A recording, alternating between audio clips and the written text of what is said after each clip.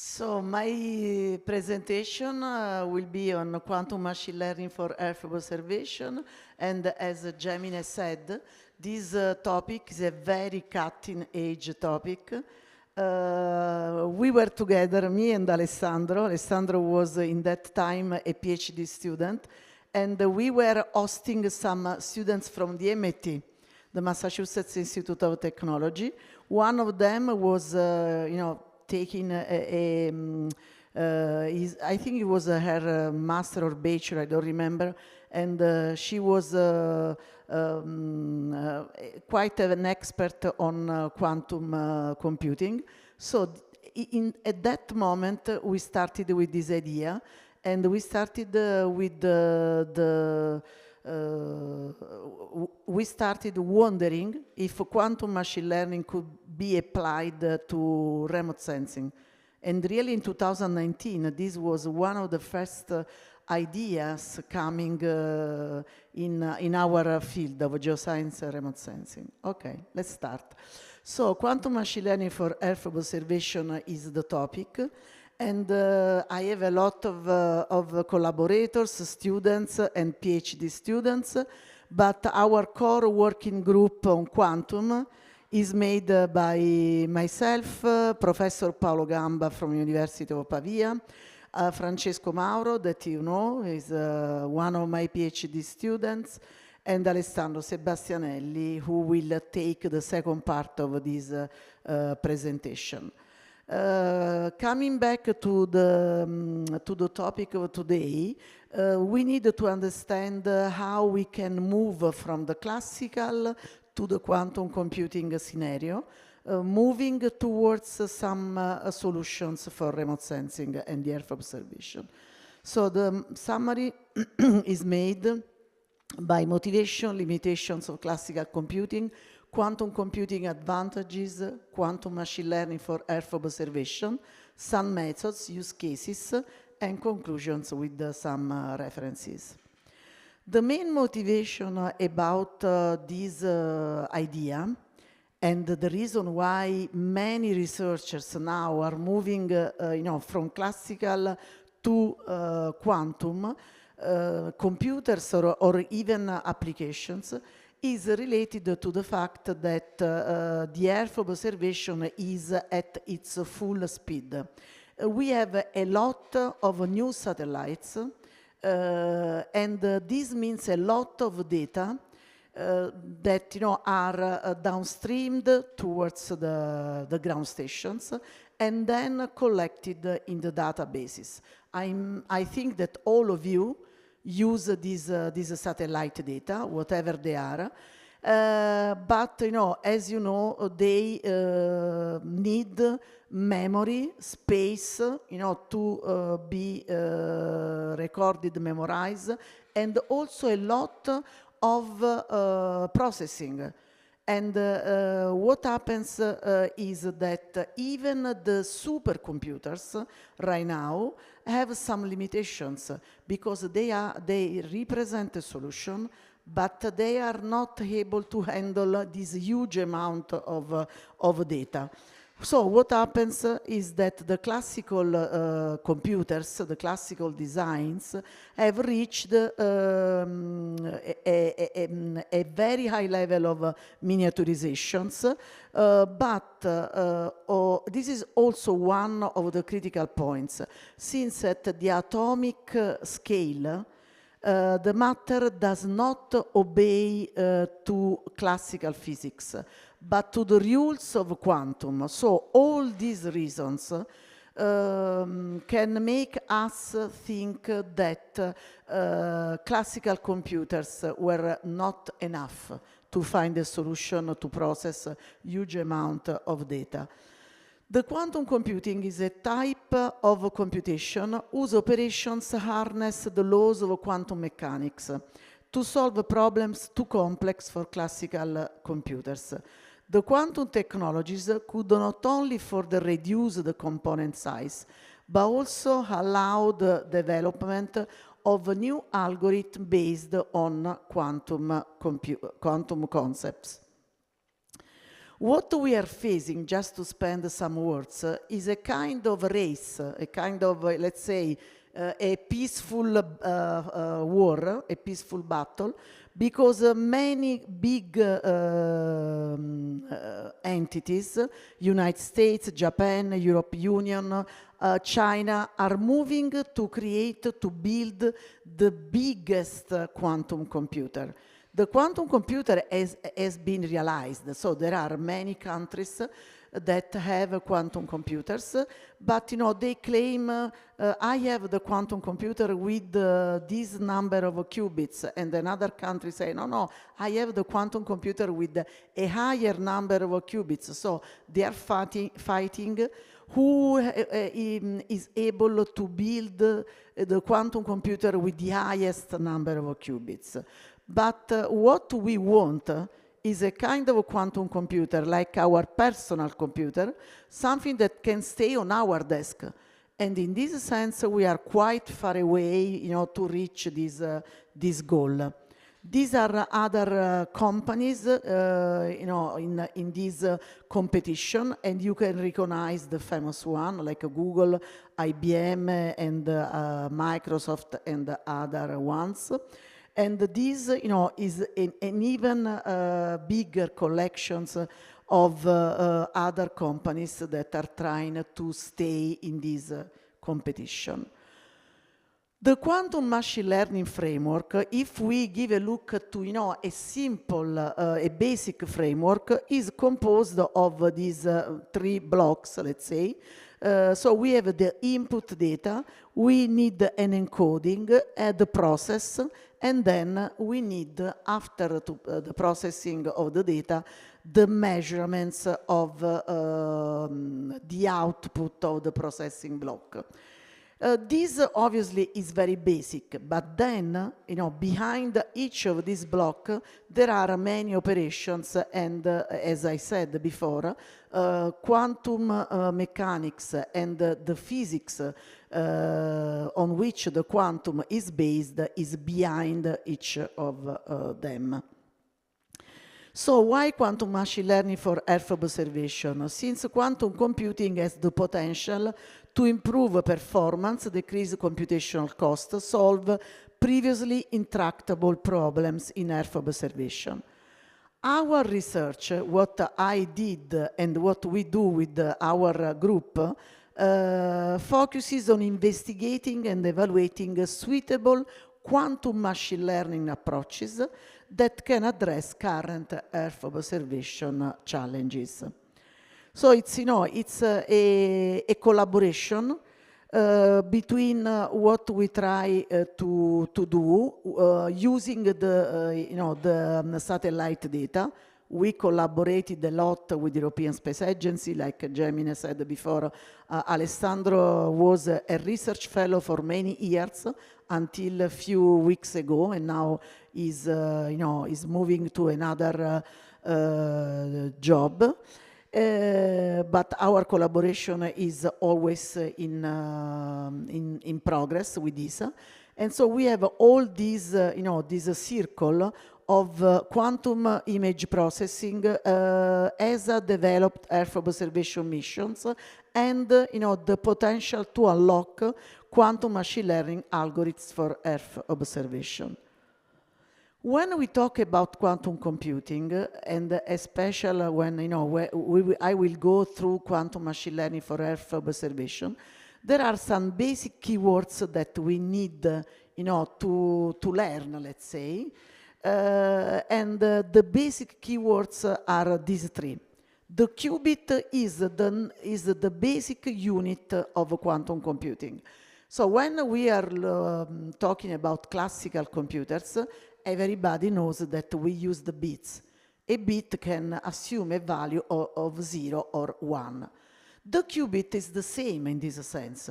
So when the qubit assumes a value, the value of the qubit can be 0 or 1. So it's the same. And so, we wonder, okay, so what is the difference? The difference is not in the final value of the qubit, but is in what it happens when the qubit is in a situation in which nobody of us knows its value. So in all that situation, we can use the laws of quantum mechanics, of quantum physics, that are not the same as classical ones. And this is the strength of qubits. As I will try to explain better later. And this behavior is based on the superposition, that is the second keyword. That means that a qubit, if we do not measure its value, so we don't know the value, can be in a status that is a combination of different, of two different basic states. So in this situation, we can use this combination that is based on probabilistic functions to unlock all the potential of quantum computing. And another basic keyword that is very important is the entanglement, that usually I explain as the feeling, let's say, between the people. Entanglement means that when we put two qubits together, very close, is one of the way to create entanglement, the two qubits become entangled, and when we force them to stay far away, when we measure one qubit, the output is the same of the other qubit, even if they are very far away. So once they are entangled, it's not important how far they are. So the output, the measurements brings to the same result. So these basic keywords are very important, for what need to do in for all the quantum computing things.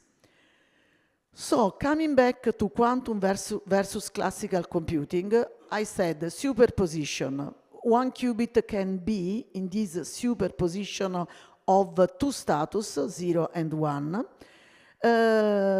When we are talking about the information capacity, so how much information is inside the qubits, is that when we have 2 bits, as you know, we can have one of 4 possible states, because we have 2 to 2 as values, so 4 possible states, 4 possible values, but we know we have just one of these 4 states.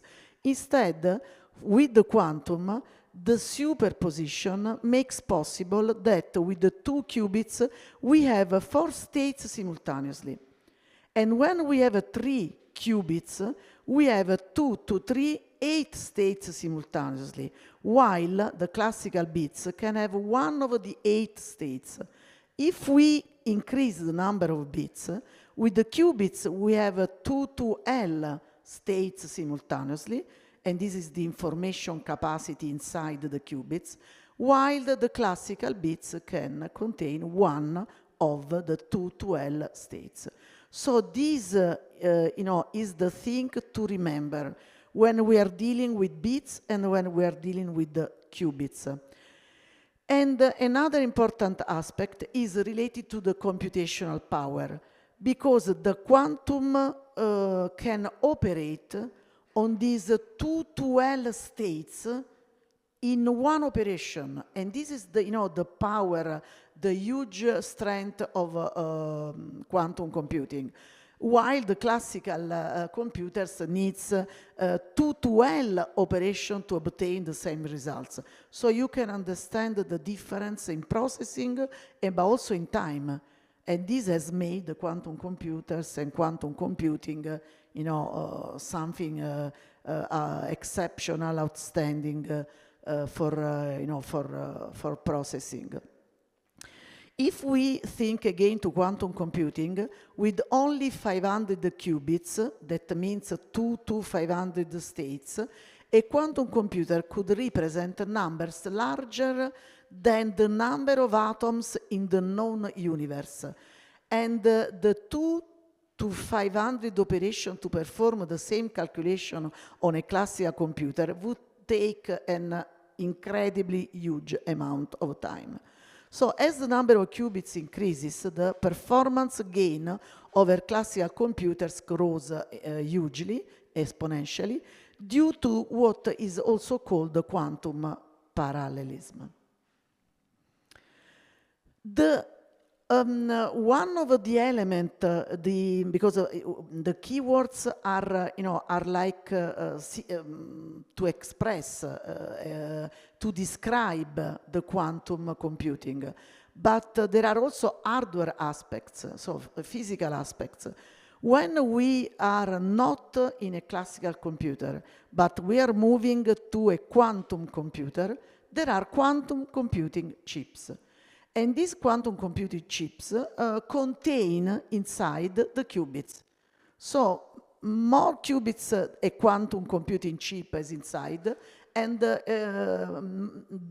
bigger is the performance of the quantum computer. And is this chip that gives to the quantum computers the ability to process equations and algorithms exponentially faster than classical computers. So you can understand that it is important to have more qubits. Coming back a little bit to some theoretical aspects, so these qubits are the fundamental unit of information in quantum computing. And we have, as I said before, two states that are called pure states, 0 and 1. But then there is the general qubit state that is a combination of these two. If you see, there is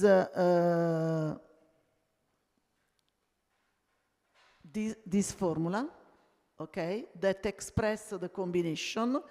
And this combination is a combination of the pure states through two parameters, alpha and beta. These two parameters must respect the conditions that the sum of the squared modules must be equal to 1. So they represent the probabilities to have, respectively, 0 or 1 when the measures is done. So in the square module of alpha represents the probability to have a 0. So we measure the qubit and we obtain a 0 as a final value. And the square module of beta represents the probability to have, when we measure the qubit, a 1. A way to represent the qubit is on what we call the block sphere. It's not the only way to represent the qubits, but is easy to use. So you can see there is this sphere, and each point on the sphere represents one of the possible combination of these qubits. So you can see the difference between a normal bit in which we have 0 or 1, and the qubit as one of the different points on the block sphere in which you have a distribution of positions that represent the possible combination. This obviously until the measurements collapses the qubit state to a classical bit, like I said before. So the value, the final value, is or 0 or 1. This representation is nice. I have to say that I found this on internet, but I like it because to understand what is this situation, we have to think to the qubit as like a lamp that is off or on, but this lamp is covered by box. So when it's covered by the box, the lamp is for sure or off 0 or on 1, but we do not know because it's covered. And is this uncertainty, this state of uncertainty, that is the advantage of quantum computing. So imagine this situation. You have this combination, and this combination of the pure state, that is the formula that I showed before. And so you can think to associate alpha to the probability to have the lamp off, and beta to the probability to have the lamp on. And then you can represent these alpha and beta with, for instance, the weights of two probabilistic distributions that change. So the weights can change.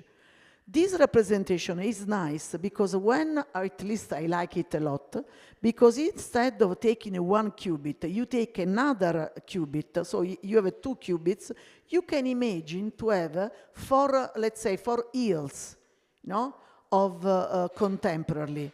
And if you increase even, to 4 to another number, like 4 qubits, you have 16 different yields representing the different probabilities for, each of these qubit.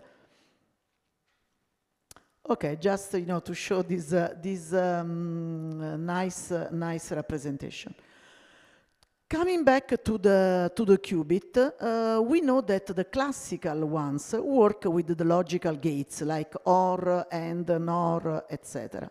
In the quantum circuits, the gate operations are used to rotate the state vector and entangle the qubits. So the things that I was introducing very briefly, very shortly before, like entanglement, for instance, is done through these gate operations. In this slide, there is just an example. You see, the different position of the qubits on the block sphere and different input, a different gate operation represented by an Hadamard gate. You can see that there is a list of commonly used gates, for instance, the Hadamard, but also the Pauli X gate, Pauli Y gate, and so on. And so there are different of these gate operations that can be used and can bring to different results. I think that also Alessandro will go through some of these gates. He will do the practical parts to let you see how you can create small models. You can write a little bit of code for whoever is interested.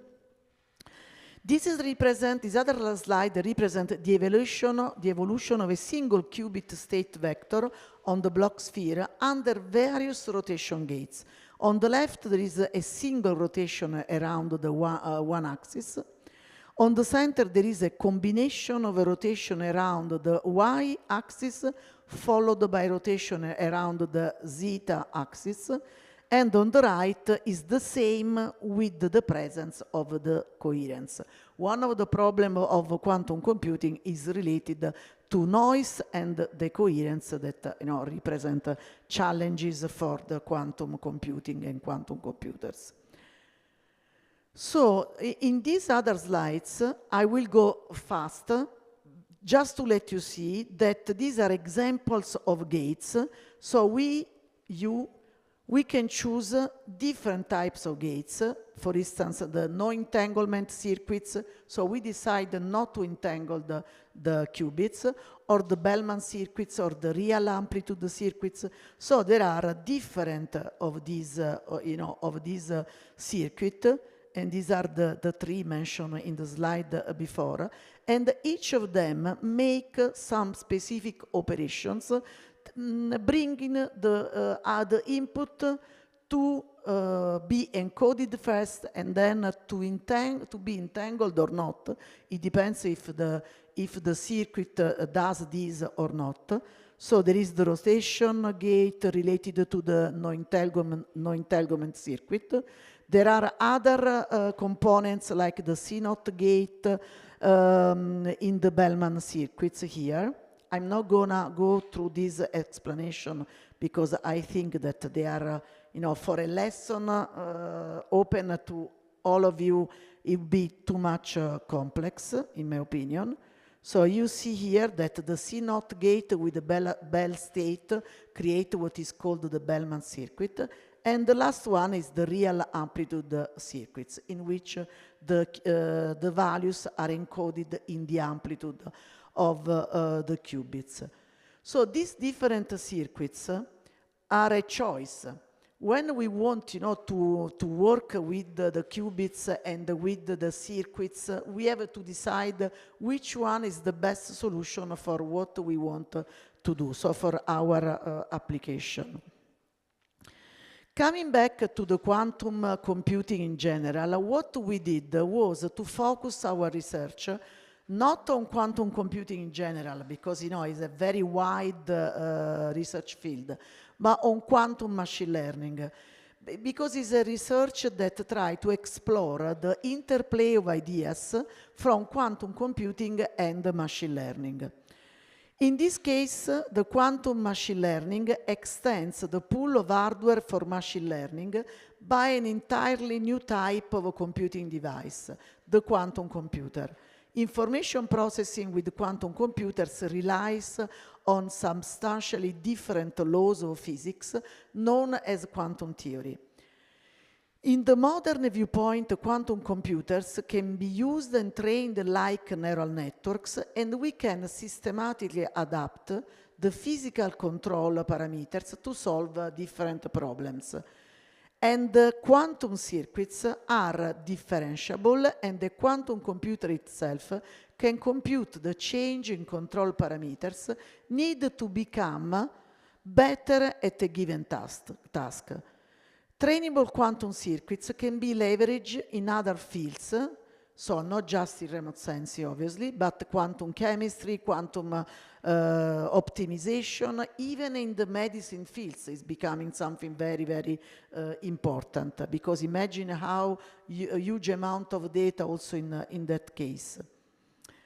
About the quantum neural networks, about this term, is used to refer to variational or parameterized quantum circuits.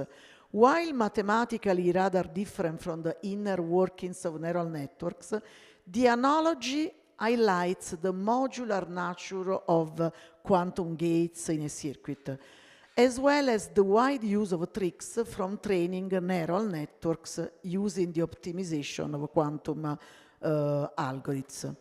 So these quantum circuits need some steps, like the preparation of a fixed initial stage, then a quantum circuits, let's say U theta, parameterized by a set of free parameters, and then the measurements of an observable output. That measurements that bring the qubit to behave like a normal bit. The variational circuits are trained by classical optimization algorithm that makes Q rise to the quantum device. And the optimization is usually an iterative scheme that searches out better candidates for the parameters theta at every step.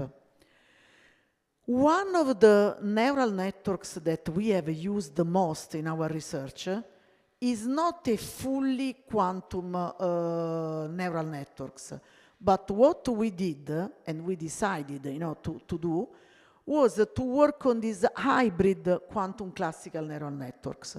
So they are not fully quantum, they are not classical, so but there is an hybrid an hybrid solution with the classical inside and also quantum layers. To create an hybrid quantum classical neural networks, one can implement a hidden layer for our neural network using parameterized quantum circuits or variational circuits. For instance, in this example, the outputs from our neural network's previous layer will be collected and used as the inputs for the parameterized circuit that I showed in the previous slide. The measurement statistics of the quantum circuits can then be collected and used as inputs for the following layer. This approach allows to overpass some limitation of quantum computing and allows also to work with the complex and the heavy data that at the moment are difficult to feed in a quantum computing. Moreover, all the classical training algorithm can be applied without modifications. So we can decide to leave on the classical part what is better to stay there. So we can, we can choose how to discriminate between the classical and the quantum part. So tasks that benefit from quantum computational power are executed on the quantum parts, let's say, quantum circuits, while tasks where classical computing excels can remain on classical systems. The limitation of quantum machine learning, but let's say of quantum computing is general, is related, like I said before, to the coherence, to the noise, to the limited number of qubits, because the qubit must be physically inside the chip that I was mentioned before, and the hybrid algorithm is another limitation, because the fully quantum scheme is still in progress. So we have different schemes for the quantum machine learning for Earth observation, because in the middle we have the fully quantum scheme that I said is still in progress. But then we can choose in which part of our model we can put the quantum layers. So we can have, like in the first column, a late hybrid schemes, or in the last column, an early hybrid schemes. Obviously, these change a lot, the outcomes. But also in this case, we have to test the best model based on the applications that we want to realize. Not all the models are good for everything, obviously, and so we need, we need to find the best solution. We have done a lot, since 2019 with Alessandro especially, and then with Professor Paolo Gamba, and then with a lot of students, in particular Francesco Mauro, but I have to mention also Luigi Russo, Francesca Razzano, and I'm honored to have today also Francesca De Falco. I don't know if she's here in this moment, but Francesca, she's working with Professor Massimo Panella in the Department of La Sapienza, Department of Engineering, and she's also very, very good on quantum computing, and now we are collaborating on quantum computing for Earth observation. So as you can see, in Italy, a big group working on quantum machine learning for remote sensing is growing, is doing a lot of things.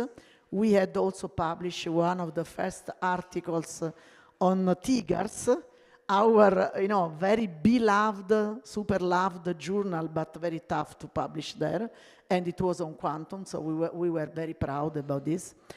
This slide wants to represent some of our methods and use cases that you can see here. And I will try to go through these use cases. Obviously, my goal is to show to you what are the applications in the remote sensing field, because there are so many possibilities. Imagine all the things that we do in the remote sensing field and Earth observation. Whatever, think to your research. You are all people working on computer visions or monitoring the planet, or monitoring water, pollutions, landslide, urban areas, etc., etc. What we did, at least we tried to do, is to move these applications in the area, in the world, let's say, of quantum computing. Or we try to move, to shift the quantum computing to the world of Earth observation. The first use case is on circuit-based hybrid quantum neural networks for remote sensing imagery classification. This was really one of the very first work that we then published on JSTARS, and was a work, a paper, a publication, representing our work on quantum computing and quantum machine learning in the Earth observation field. In this case, what we did was to create an hybrid quantum neural network. So very similar to what I was introduced before, for Earth observation classification, that is one of the main topic in remote sensing.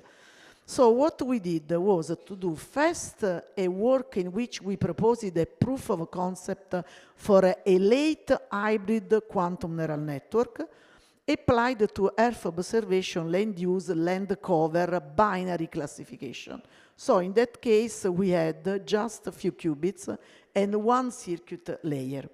So then we thought, why don't we move to a multi-class? So we try to move to a binary classification, to a multi-class classification.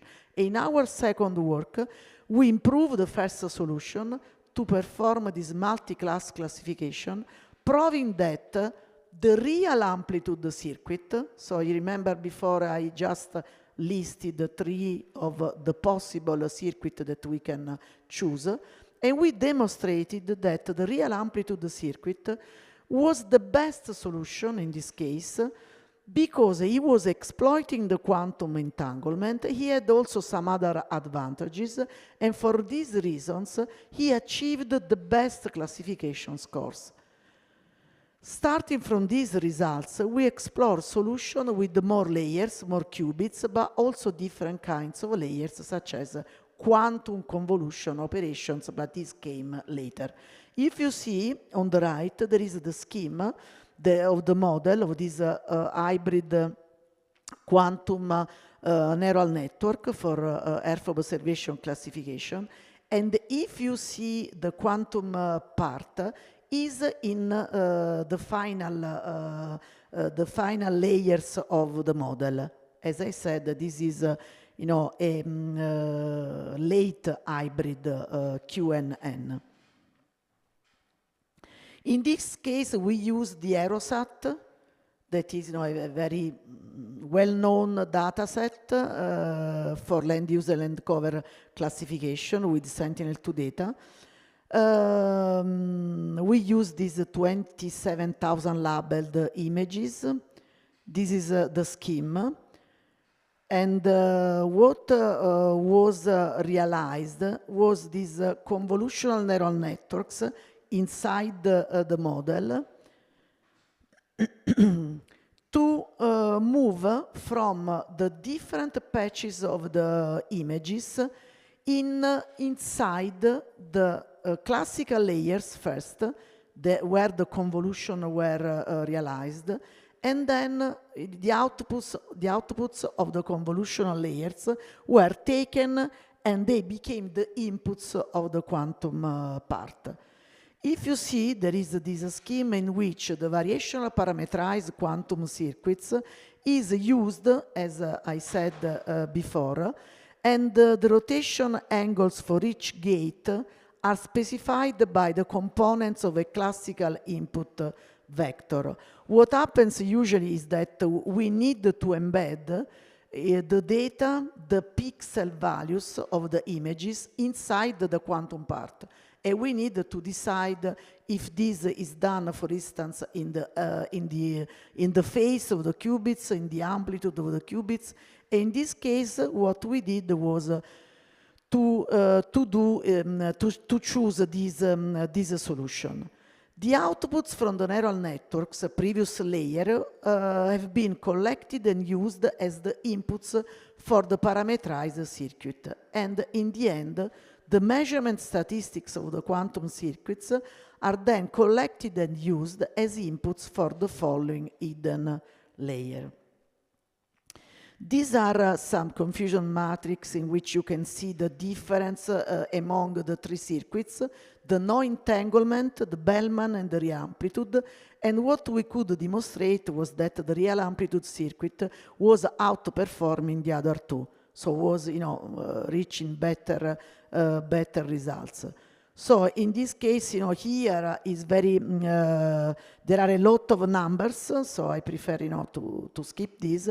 But what we did to publish, this was a JSTARS, you can imagine, and also, is a complex journal, less than Tigers, but, to publish there, that you have to compare with the state of the art your results. We did this, and we could demonstrate that our solution was much better, but it was better not just because of the results, because sometimes the results in terms, let's say, of accuracy and other parameters can even be almost the same. But what was really outstanding, let's say, is that the number of parameters was dropped a lot. So we move from 25 millions of parameters to some thousands of parameters. And this represents, a huge, let's say, success of our hybrid model. This is one of the first work that we did, and the decision on the code was a QSkit, because we work in a simulated environment.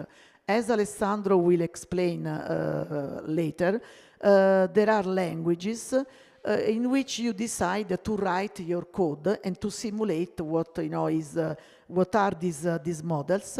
And QSkit in that time was our choice. Now we change, we're using Penny Lane, other things.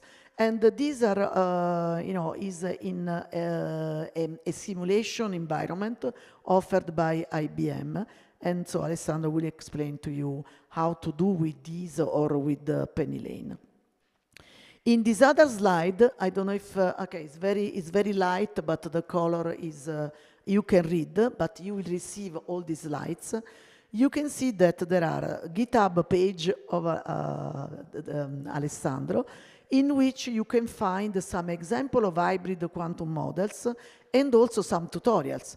So if you like to start your first step, you just can go there and try to do something to learn how to to enter this world that is very, very interesting. Another use case is based on something that I'm sure everybody in remote sensing knows.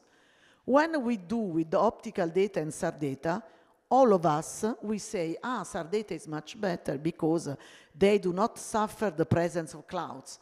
So much better SAR data than optical data because they can be used during the day, during the night, no problem with the clouds. But SAR data have a very big problem, that is the speckle noise. So there are advantages and disadvantages for any of the satellite data that we choose to use. And so how to despeckle the SAR data is one of the main goals in remote sensing. So what we did was some years ago, also to, we were working on SAR data and on despeckling solutions. So we did the first work on this, but it was a classical, a classical method that we proposed. We published also, some works on this. But then we wondered also why we do not try, yes, to use our previous work on the speckling, but with quantum. As it was what I was trying to say before, that our ideas were always to move previous solutions, our solutions, to the quantum world. So what we did was to start from our previous work and to create this Q-speckle filter, a quantum machine learning approach for SAR speckle filtering, and is based on these quantum convolutional neural networks, in which we try to use this convolutional operation to leverage the quantum-inspired filters, capturing intricate quantum states for more expressive features. This was implemented, taking specific patches over the input images, and what we did was, to encode these 2 times 2, so 4 pixels of these patches of the images in the 4 qubits of this example. And then, after the processing, after the quantum part, there are the measurements to to extract the output features. This is the proposed the speckle method, in which the quantum is inside. The quantum image processing is in the bottom of this scheme, in this model, and so there is the convolutional part. And this convolutional operator is represented by a pre-processing applied to the dataset using the convolutional operator. So the idea was to expand the original domain of the feature maps and to use this convolutional operator to extract better features. And then, in the second part of the model, we remove the speckle noise, subtracting from the SAR images these disturbances. The results were very, very good. So we got favorable outcomes, displaying a smoothing effect on the filtered images and showcasing a transformative enhancement in performance metric such as PSNR and SSIM. So we could demonstrate with, in comparison with the previous work, the potential of convolution in image processing and the ability to surpass the metrics of previous methods, even our methods. In fact, if you see this table, you can see that Sebastianelli et al., that was the previous speckle work without the quantum, was overcome by this new Q-speckle filter because, you know, the metrics have been improved. Another use cases is on quantum graph neural networks. What we realize is what I said before, is that not all the quantum models are good for everything. It's like, you know, AI. It's like when we study which is the best machine learning model to use for what we need for our applications. So we realized that there were limitations of quantum convolutional neural networks. So there were challenges in capturing global scale dependencies or events, such, for instance, the El Niño fluctuations. That is a particular phenomenon that affects some parts of our planet.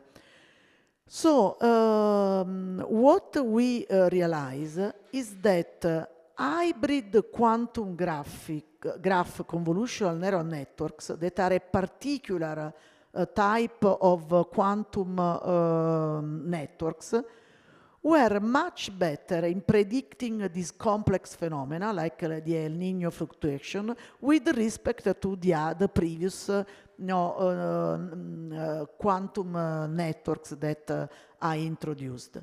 So we study these phenomena, we try to understand the challenges of other quantum networks, and we decided to explore different solutions, and we found that these hybrid quantum graph convolutional neural networks were the solutions for our applications.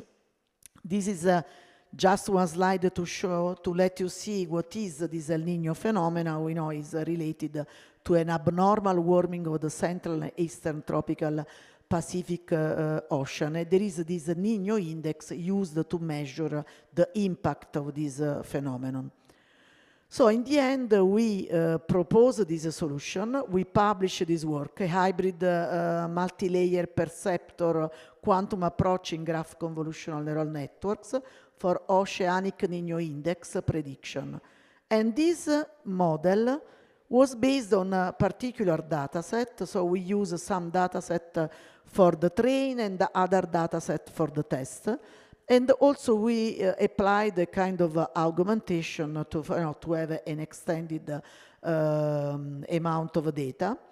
In this case, what we could do, I want to go to the scheme of the model, was, to realize this particular framework, this particular architecture, in which we have the graph convolutional neural network to capture the spatial features, the quantum multi-layer perceptor to exploit the quantum entanglement for enhanced performance, The amplitude encoding strategic choice, that is very good for large size of data.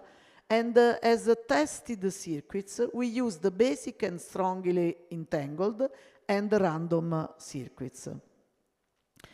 In the end, we, show these results. And what we did was to show the correlation coefficient between prediction and ground truth as a function of a number of layers and number of qubits. This way to show these results is also a way to understand that the number of qubits is not only the solutions, so the only solution is not to increase the number of qubits, but often we can find a solution that is a combination of number of qubits and number of layers. And in this way of represent the results, it's possible to understand better that number of qubits and number of layers and their combination can represent sometimes a better solution that only focus on the number of qubits. So in this representation, we see the correlation coefficients between prediction and ground truth, and we can see the different number of Q parameters. So there are different combinations. And this is the representation with a horizon of 1 month ahead as a prediction. The same, we did the same, so it's very similar, but there are big differences if we go through this graph, because this is the same solutions about with the 2 months ahead of prediction. What we realized, what we could show, it was that our version, what we call the quantum version of Grapheno, was outperforming the state-of-the-art models and also another model that we found in the state-of-the-art, whose name was Grapheno. And that's why we decided to call our model quantum version of Grapheno. So we were able to overcome the solution, and these are the results. So the optimal configurations in our case was the strongly entangled circuit with 8 layers and 10 qubits with 1 month ahead, and 9 layers and 9 qubits for 2 months ahead of prediction. The use case 4 was on quantum hyperparameter selection in hybrid classifier for Earth observation data. I have to say that this work came first. So what we decided to do is to analyze, the hyperparameters optimization in hybrid quantum models. So what we did was to understand how to tune the quantum components to enhance the performance of the proposed models. So we did a guideline, so we create some guidelines on how to tune the hyperparameter in the quantum part of the hybrid models. So to demonstrate the quantum advantage in the remote sensing data processing, but also, like I said before, to demonstrate that there are more convenient solutions to simply increasing the number of qubits. We use a volcanic eruption dataset, so in this case extracted from Sentinel-2, and based on that, we create, a data cube, and we did several experiments. I don't want to go through this slide because I know the explanation, the train split data set, 80%, 20%, so things that are quite normal. I go to this scheme. So also in this case, the scheme is very similar to one of the use case before with the late hybrid schemes. If you see, you can recognize that the scheme is practically the same of use case 1. If you remember, this was in that use case. We tested the real amplitude circuit because he had already demonstrated to overcome the other two. And we create a kind of map, let's say, with the number of qubits and number of quantum layers, and we located on this map the different solutions. These solutions were mainly from our work. Zeidenberg et al. Was our work on J-stars, the multi-classification that I presented at the beginning, and other work from Sebastianelli et al. That means all of us in this work. So we position, this work, and we try to see the combination to find the best solution in this case. This is very difficult to read. I want to go to these maps because they are easy to see, to watch. If you see in these maps, there is again the number of qubits and the number of layers, and there are the different parameters like F1 scores,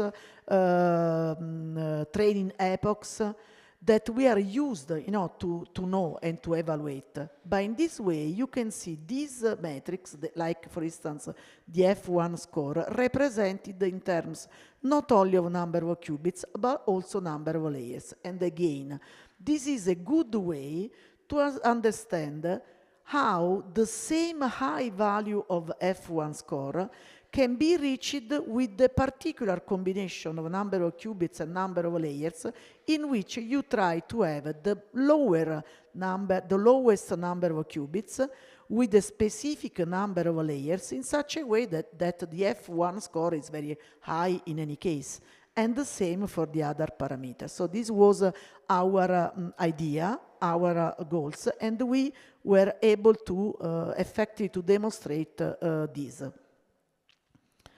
The last use case is the work and the research that we did that was published finally at the beginning of this year on the transactions of geoscience and remote sensing, and was this QANV for EO, empowering Earth observation by means of convolutional neural networks.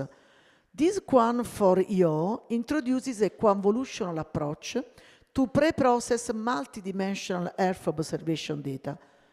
Leverage quantum computing demonstrates a high accuracy in image classification tasks and other tasks such as, for instance, in speckle noise reduction for star data, as I showed you before. It bridges classical computing and quantum methods for enhanced data analysis.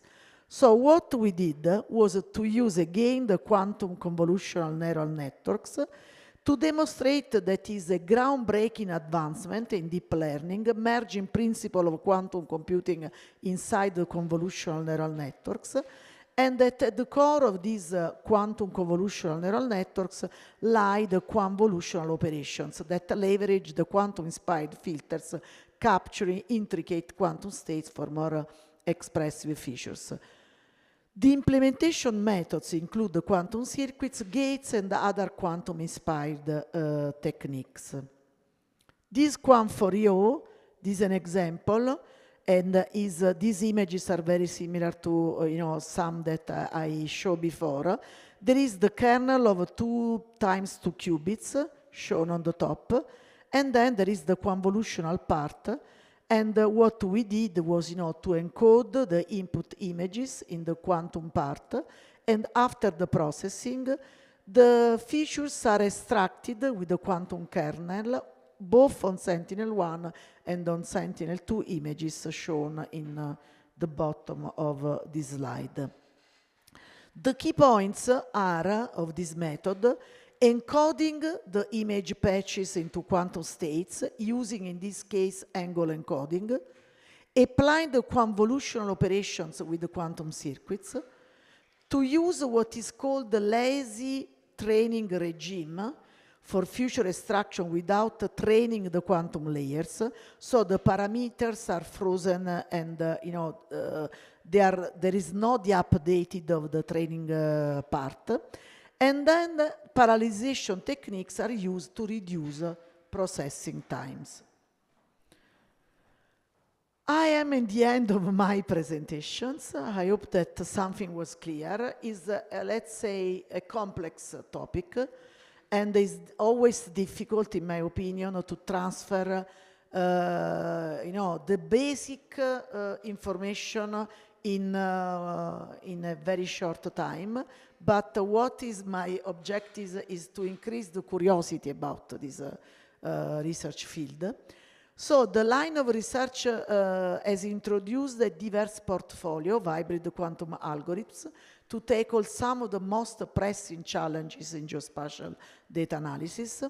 With our research group, we are contributing to the evaluation of the potential of quantum computing for solving complex Earth observation problems. And it's evident that quantum machine learning for Earth observation represents a truly cutting-edge and promising field with immense potential.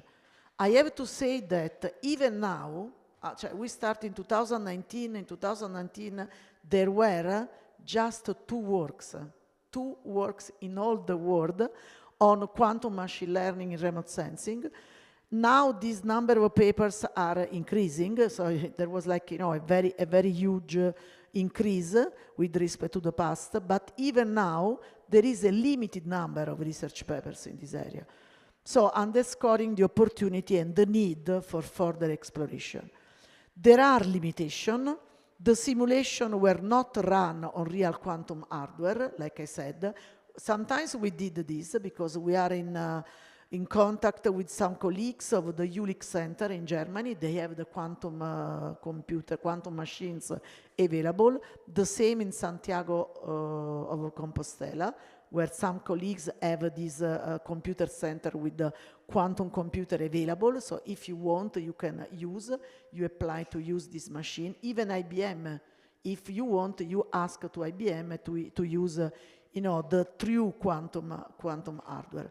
But in any case, the next moves are to carry on experiments on real hardware, and I would like to add also to move from the hybrid models to fully quantum models. That is another of the goals of quantum research. These are some of the references of the work. And thank you for your attention. This is the famous quantum formula on love, because even love is inside the entanglement keyword of qubits and computing. Okay, that's it.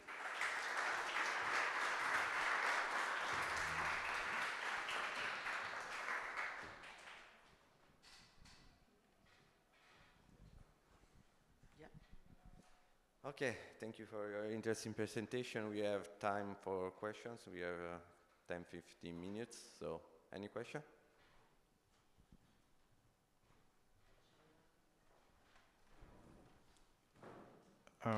Thank you very much for this very nice presentation, and it was very instructive. And it's pretty much my first contact with quantum computing machine learning, a very interesting subject. And I can point out that those work, they are very new and groundbreaking in the field of quantum computing for machine learning. And I was just curious about seeing that so far you're not able to feed the input data to a quantum computing module, but you are trying to extract the features first and then feed this feature to those embeddings to a module.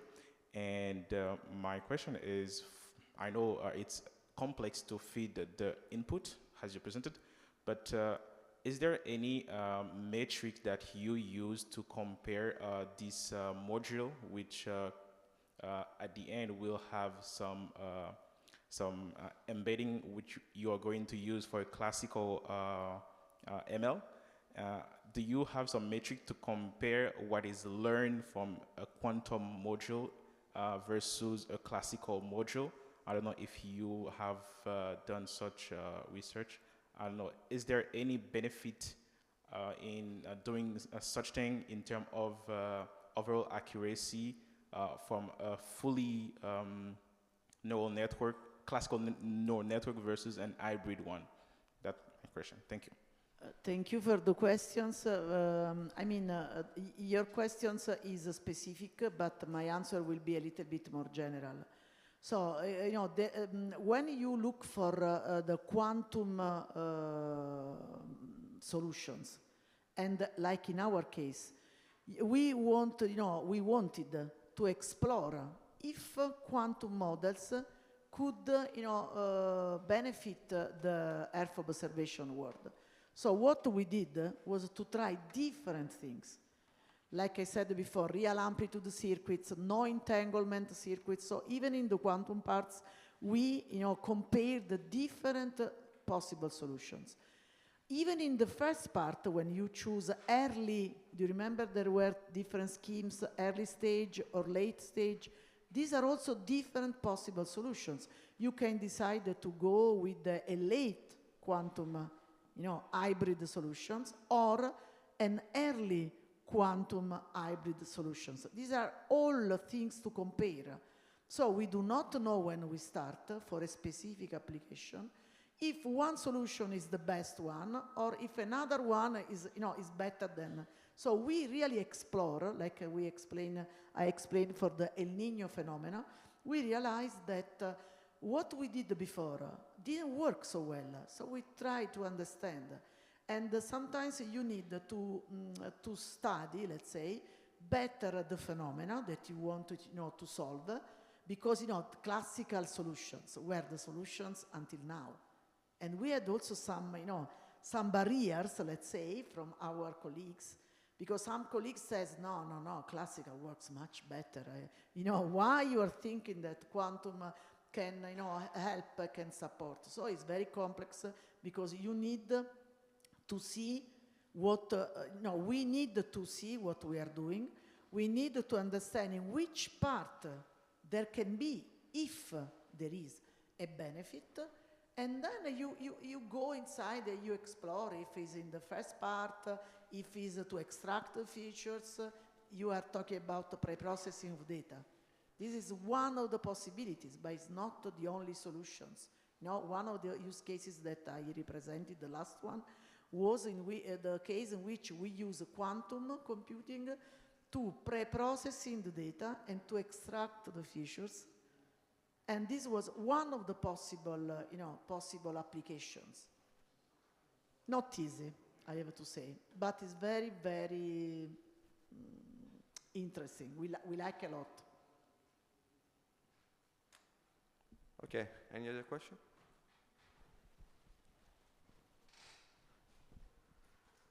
Hi, thank you very much for your nice presentation and overview.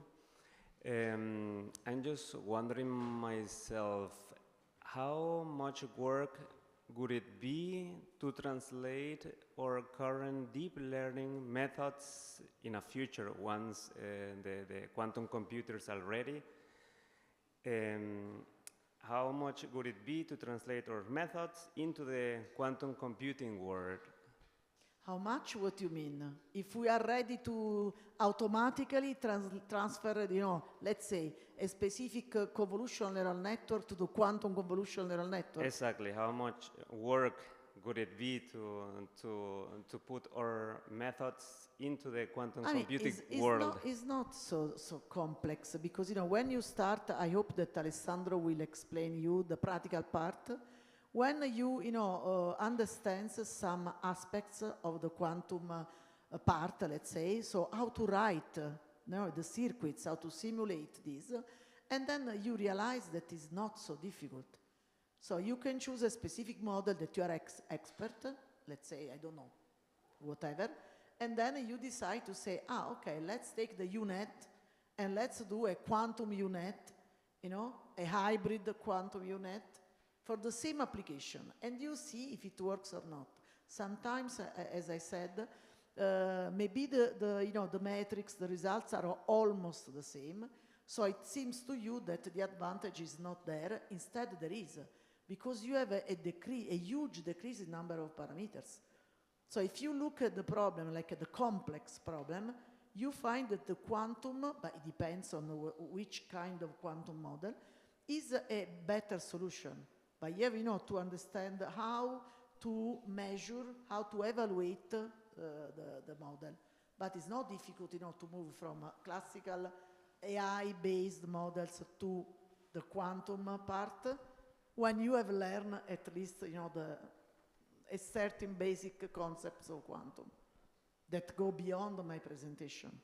I hope that Alessandro will be able to give you some insights. You are ready with your computers, right, to follow him, because he will show you how to do these things. Okay, thank you for your reply. Any other question about this lesson? Over there.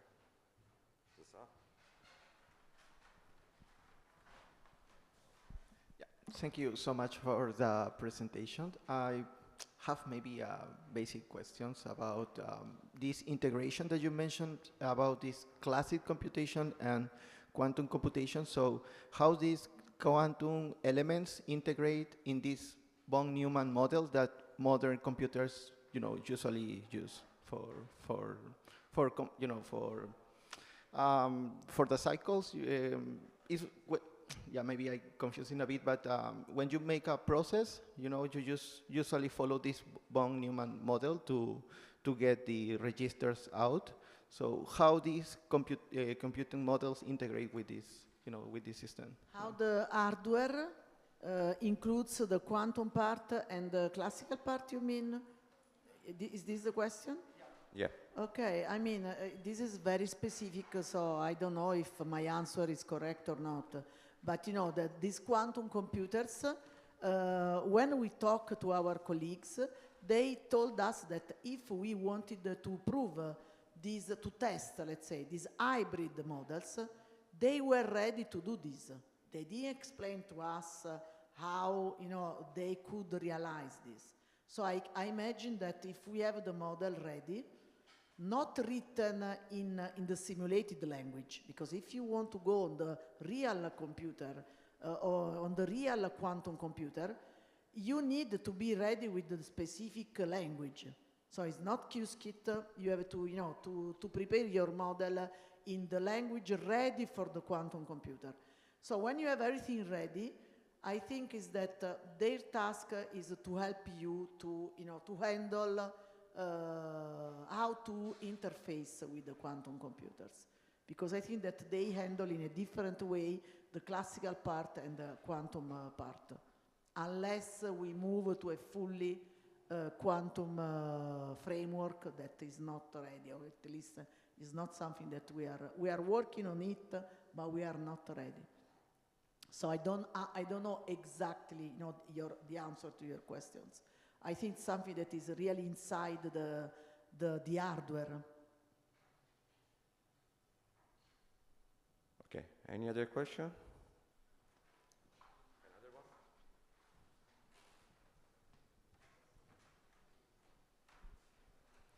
one? Well, that might be a silly question, but I just wanted to know. No questions are silly. For example, you've been talking about convolution.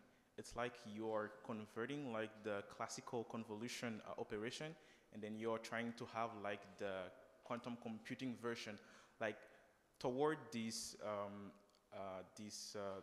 path of getting a fully quantum computing ML or model. Are you going to create or recreate a version of each of the classical modules that we have, like having quantum pooling, quantum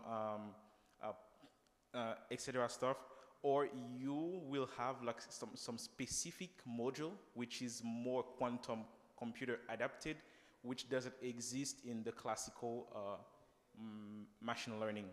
I don't know if it... in my opinion, I mean, each of these classical calculus, let's say, classical operations, are quite different. Even the quantvolution, it's something a little bit different from quantum convolution. I know that the words sounds the same. So, we are, the same was for me when I started. So, you think that quantum convolution and convolution is the same because, like an abbreviation. Instead, it's not exactly the same because a convolution is really the convolution inside the quantum circuits done based on the quantum physics principles. And is a way, for instance, like I show, to extract the features from the data. But it's not to take the convolution, the classical convolution, and to transform in something that is quantum. It's not exactly the same. Because, the quantum computing, the quantum world, is based, remembers to, to the combination and to the yields. There are all probability density function behind each of these. So their behavior is ruled by probability. So even, when we are talking about the electrons, do you remember the electrons? The uncertainty of the position of one electron when it's moved to one state to another one. So there is so much behind this that is not something that I'm studying. I like to read, to remember when I did this when I was in my university, but there is such a big world behind this, the physics of quantum. So we are not understanding everything. We are just using part of these quantum circuits. There are so many quantum circuits already realized by someone. So what we do sometimes is to say, okay, this is the list of quantum circuits or the quantum gates. Let's see what is the best solution. Or even how can we encode?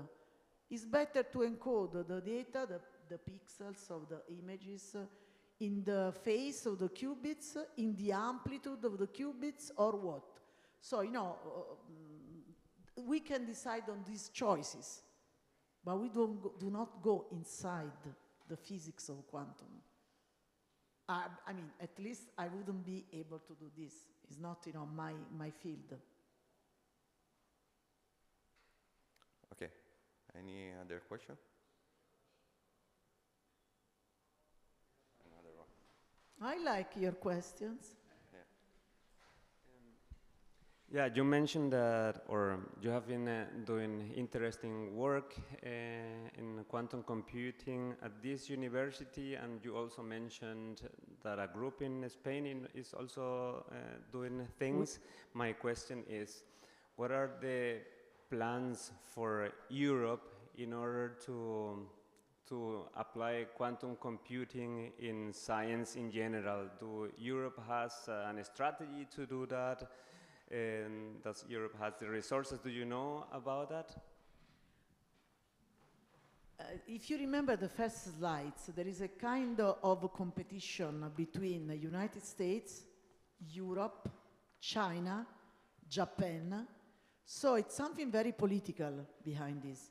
Because imagine, I don't like to talk about war, the real war. Unfortunately, there are many outside. When with all of you, I forget these stupid things, but they are there, unfortunately. But imagine that, we are all different countries, and that we do not like each other, but we do instead. We love each other. But think that we are different countries, and that our decision is based on a computer so fast that if you have that quantum computer that is better than mine, you take that decision in nanoseconds, let's say. So you are so ready, let's say, to put a bomb, to launch something, to destroy a country. So the quantum computer is becoming a huge tool of competition, also for bad things, unfortunately, like always. And so the countries are very, very interested to do this. We do this for research, obviously. But the big players, Europe, USA, China, Japan, Russia, I forgot to mention, but it's there. They are all working on, and many of them have already the quantum computers. So there are quantum computers working, obviously. The point is not that there aren't. Who has the biggest one? Because how big is the quantum computer? This means that it's faster in taking decisions and making calculations. So, but these politicians, so let's forget. Any other question from the audience? We had lots of questions in any case. Okay, just a quick question. I don't know if I missed something. You didn't miss Maybe anything? yes. You were taking notes? I didn't take note, but you talked about this kind of approaches. You showed several use cases where you implemented this kind of classical approaches Just in four, quantum, but I mean, we and you showed the performance, and sometimes they approximate it, or you had even better performance. I have a first question is about the speed up that you can obtain with these hybrid approaches, and what you can get with a fully quantum approach. As a speed up, you talked about parameters, the reduction of the number of parameters, but I don't know if you measure the time to train this approach. When you reduce the number of parameters from 35 million to 40,000, the time drops. If you have a measurement of this, I don't know. I mean, we didn't, but when you show the numbers, the time is there.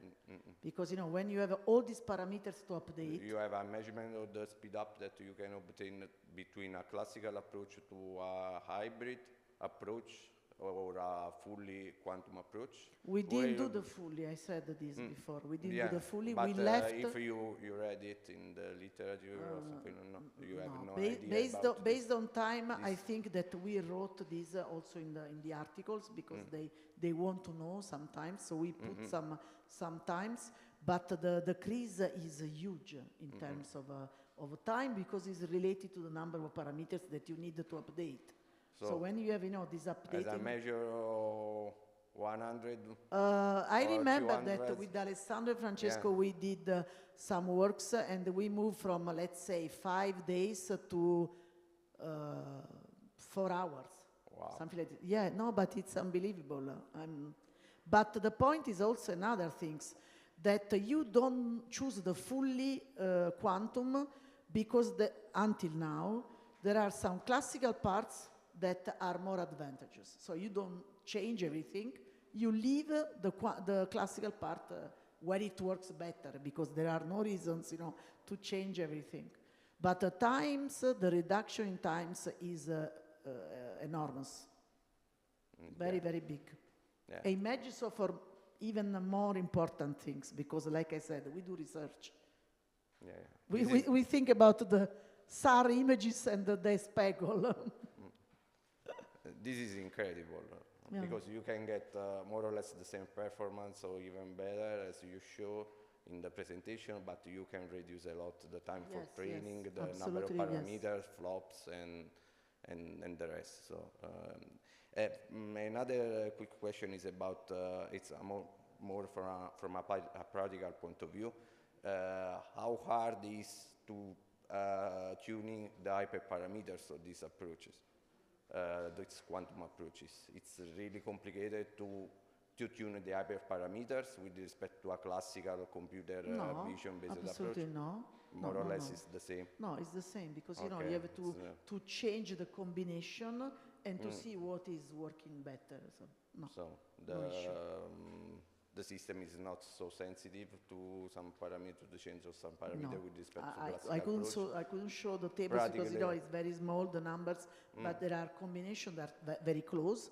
Do you remember the smooth of the images? In that table. Yes, so you can move even in some ranges, and the situation is almost the same. But what is important is to find the right combination to reduce the number of qubits. So in this way, you don't have just the... So we can sum up that everybody can work on this and can produce some approaches based on quantum machine learning. So it's something that you can explore in the near future for your applications. So I'm going to sit because we have to code a bit today. So to start, please scan this code.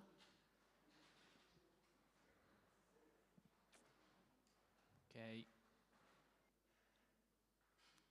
Okay, perfect.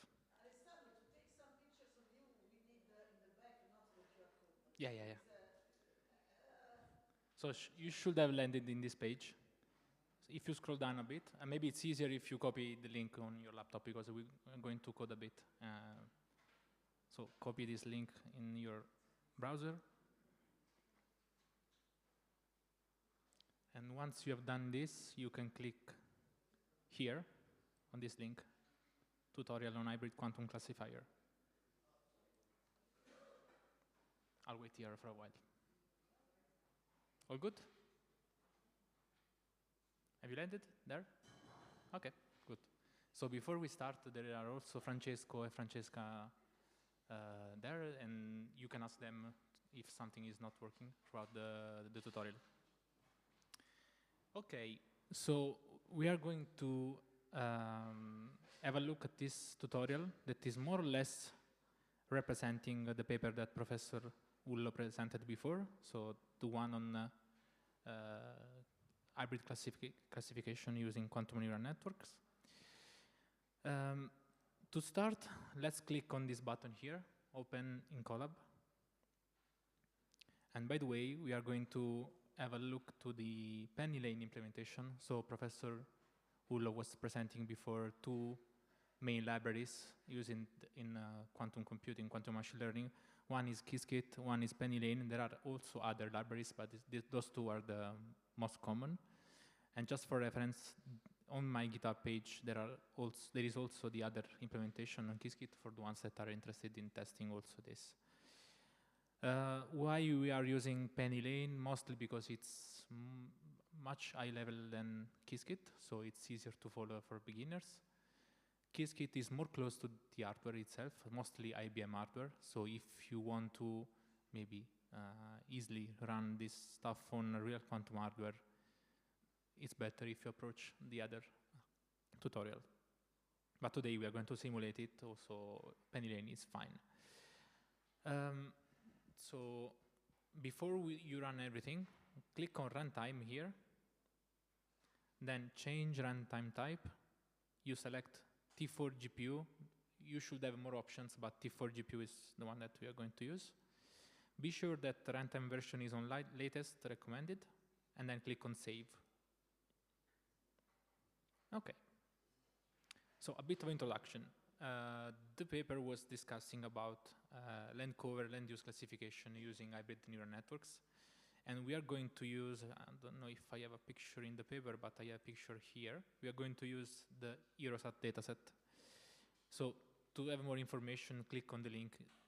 It will direct on the official page of this dataset. So it's a Sentinel-2 dataset composed of several images labeled in 10 classes of belonging. And those classes are representing land cover and land use.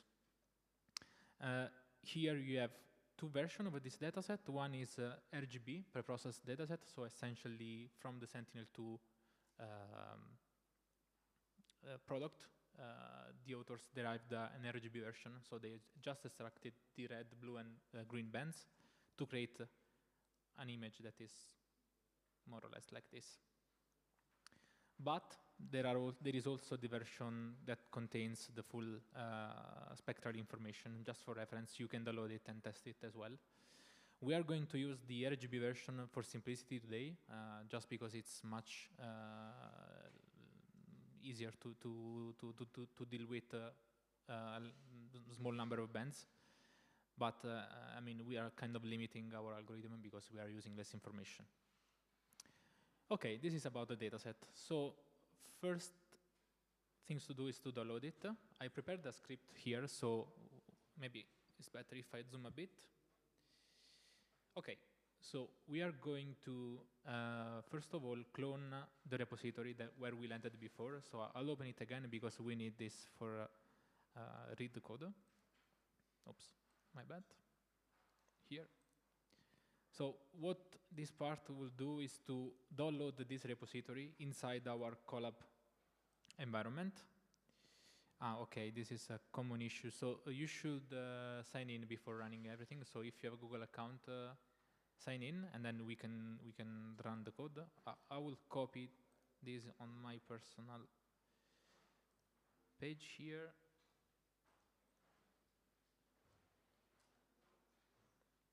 So So repeat operation as before. Change runtime type. Here we go. Okay, so again, this part will download the content of the repository that contains all the functionalities we are going to have a look in a moment. So when you run this cell, you can press on play or just shift enter on the cell. It will ask you to trust the repository. You can do it. I promise there are no viruses here. So wait for a second, because now it will connect to the, okay, weird.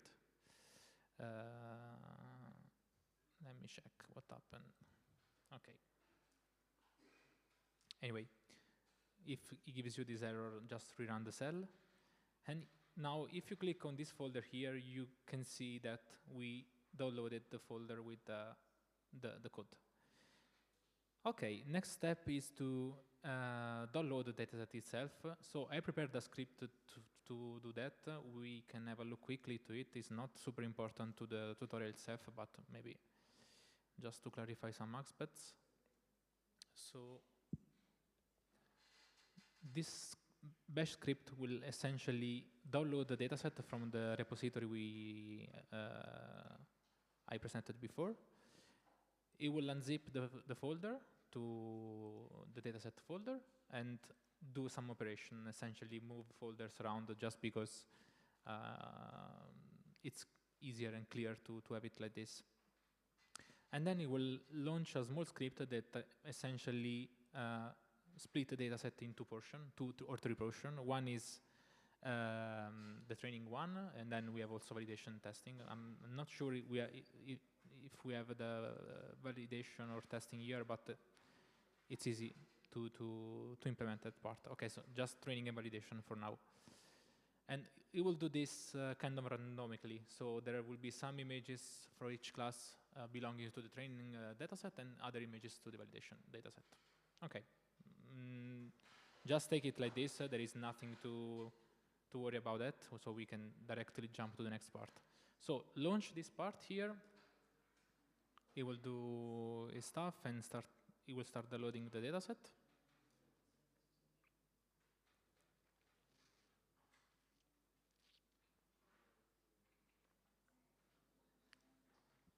Will take a moment.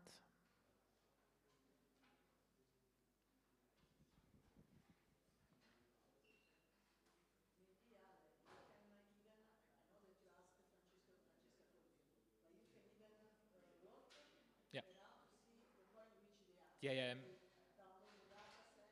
This part should be kind of easy without errors, so we can. Just to know if they are following your speed. Okay. Are you at this? Okay. Yeah, please, guys, this is really fun to start, Yeah. let's say, the first steps. So without, non vergognatevi, Don't be shy. If you have errors, just raise your hand. I will stop for a moment. I came to your desk. to learn quantum in 1 hour and a half, but just to make the first steps. So tell him, ask him if you want to follow. Okay. So just raise your hand when you have errors. I will come by. Okay. So after that, you should see a new folder. If it's not appearing, press on the reload button here. You have a dataset folder with two subfolders. One is for training, one is for validation, with several folders in it. And each folder actually is the label of your image. So if an image is inside the annual crop, it means that that image belongs to the class annual crop. And we will use that to assign a label easily to our image itself. So you will not see any file related to labels. It's derived from the folder structure. And inside, you have several images. As you can see, they are kind of randomly picked. So the progression numbers has no meaning. It's just randomly picked from the full pool.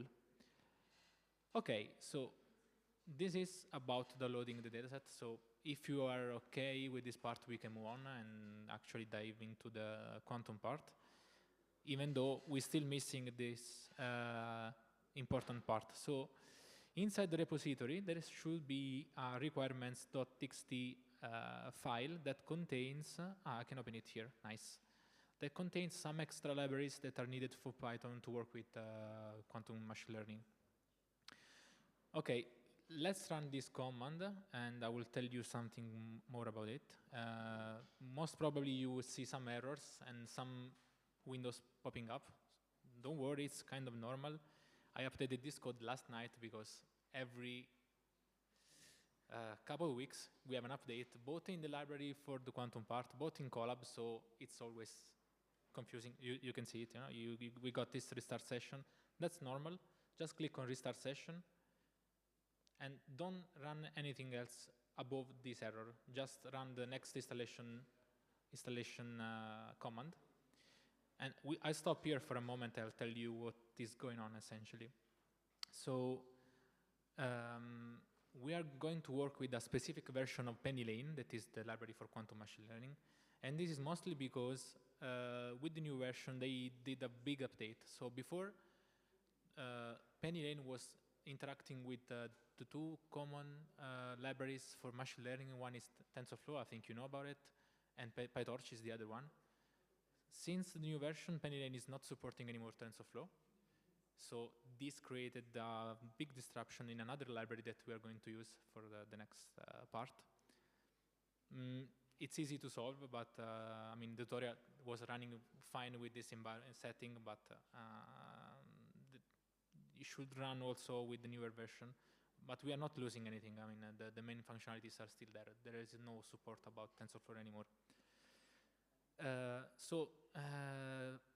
What is going on here with these errors? Colab is telling us that there are some libraries that are a bit incompatible, mostly because also Colab is updating itself quite kind of fast.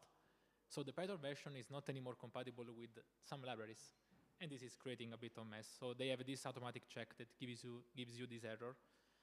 I managed to do a trick. It should work everything fine like this, but I do recommend you, if you want to continue in this path, to run on your local machine or on some servers. Do not rely on Colab.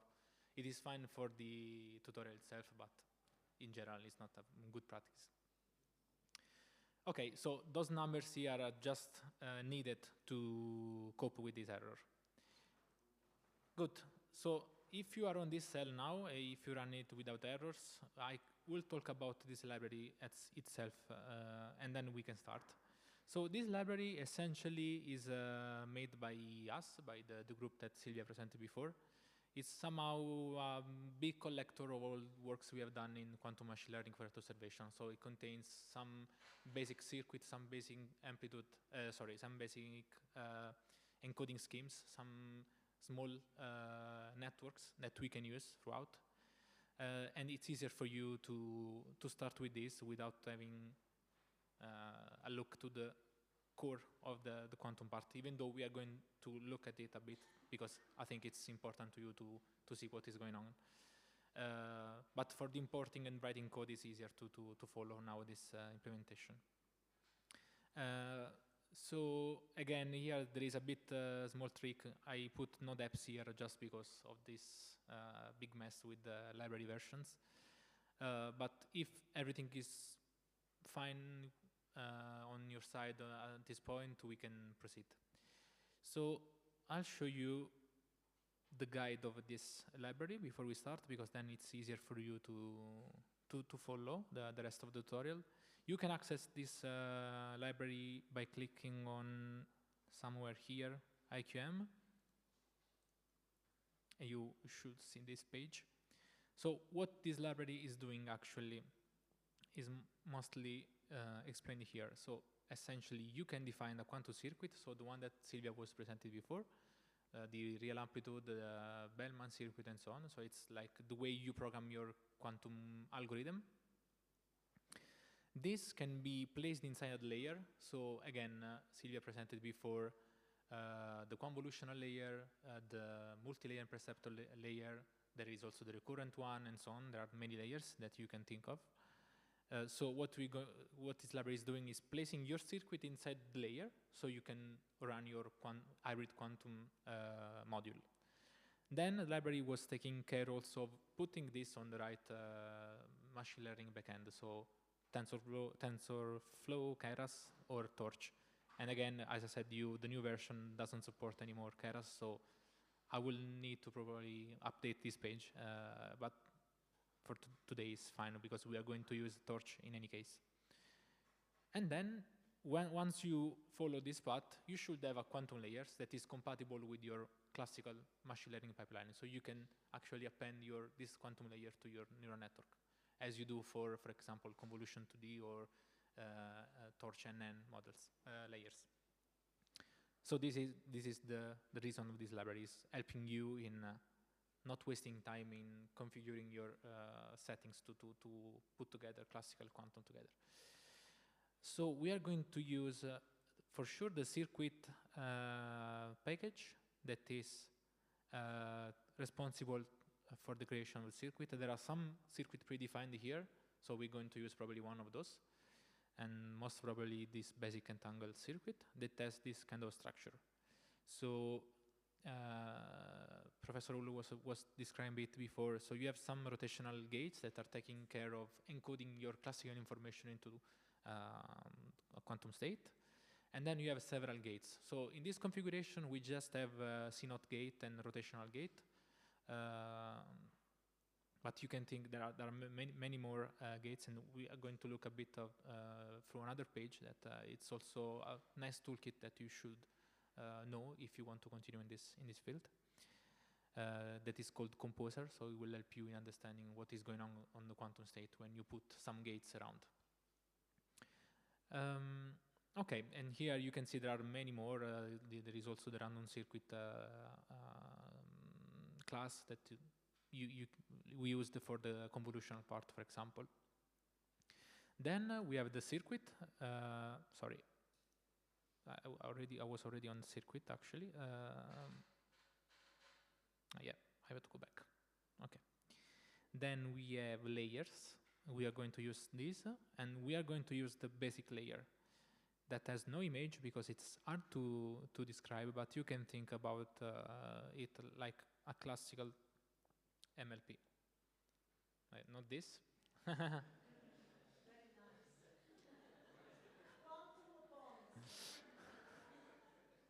It was funny. So you can think about this classical layer as something like this, but in the quantum world. It was really funny. I should use this more often. Okay. Yeah, good idea. I lost my, I think it's here, no, it's here, okay.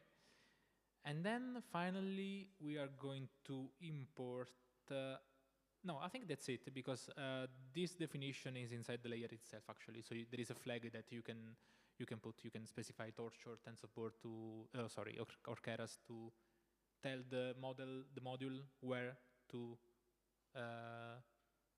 let's say, codify itself to a specific machine learning framework. Good. Then there are many more functionalities that we are not going to touch today, but you can, if you are interested, you can navigate this page because there are also some basic hybrid networks that you can use for other application. Okay, and this is it for the library. So we can go back actually to the tutorial.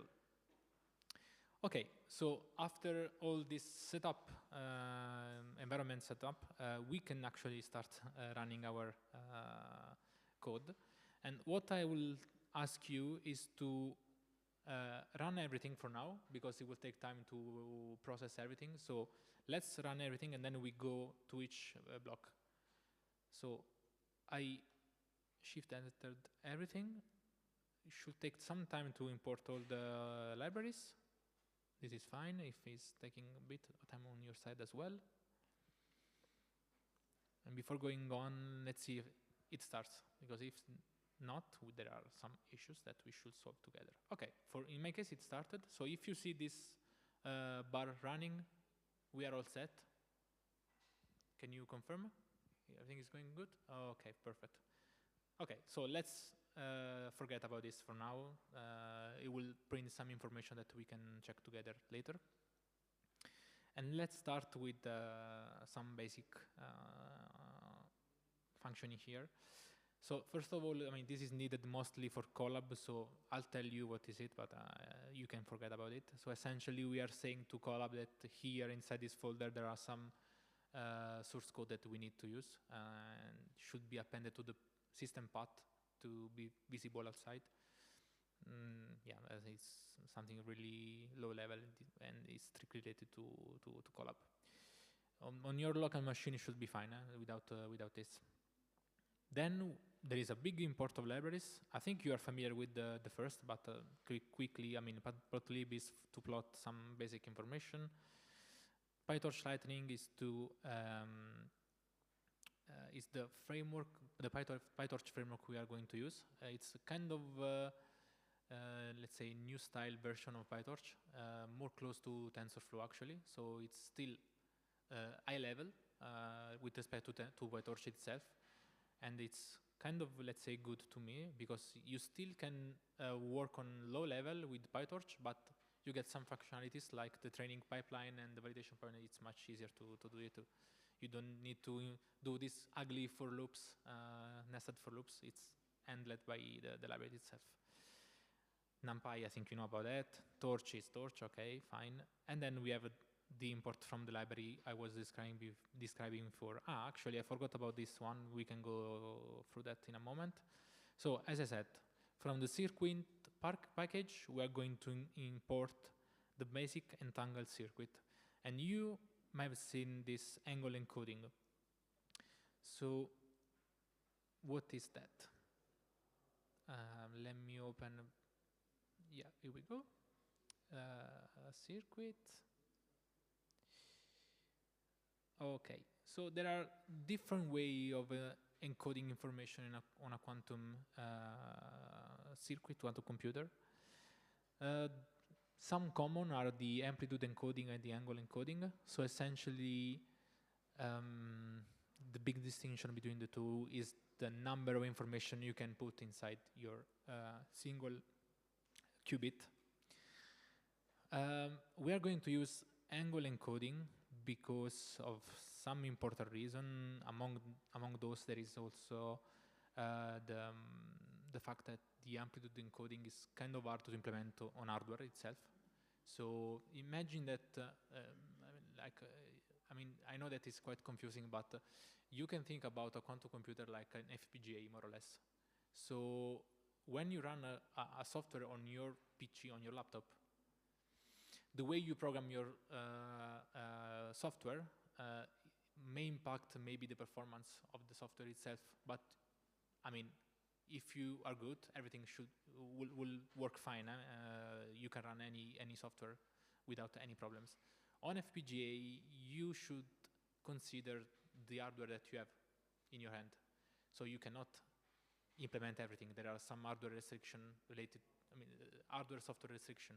So there is, when you implement your software, you have to think about the hardware. And the same is for the quantum computing world.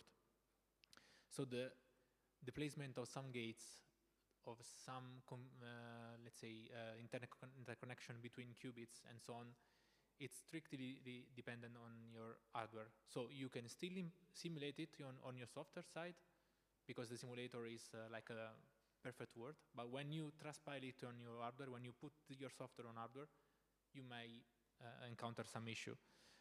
Think about it as like Professor Ullo was describing before, the entanglement. So entanglement means that you need to have two qubits close together. So if you want to entangle millions of qubits, you have to think about a structure that has millions of qubits close together to be entangled.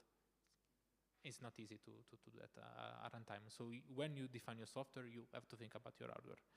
And in this case, the amplitude encoding is demonstrated to be kind of hard to implement on hardware, but there are also some other limitations. Even though it's quite good because you can encode much more information. So the field is kind of evolving fast, so maybe we're going to see this happening soon, but for now we are going to stick with the angle encoding. And here there is also this rotational gate. Makes more sense because the angle that you put inside your rotational gates is moving your orientation. Let me open it.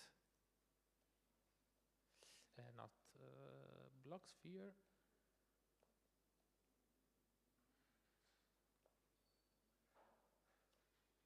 So when you use rotational gate, you are going to move this element here around the block sphere. Okay.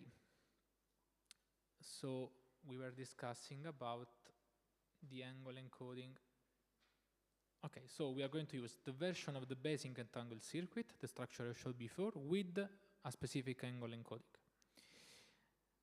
Okay, then we are going to place this implementation of a circuit inside the basic layer, and here I even imported a neural network that should cope with these two configuration. And if you are familiar a bit with this LANET, I'll show you. So this is a kind of old neural network developed many years ago, and it's similar to the one that Silvia was presenting before, if you see. So what this package will do is to import already a network written in PyTorch that is similar to this, but with a slot for our quantum circuit. Okay, and then we import PennyLane, that is the library for quantum machine learning, because we are going to use some functionalities that are directly derived from PennyLane itself. Okay. Yeah, please.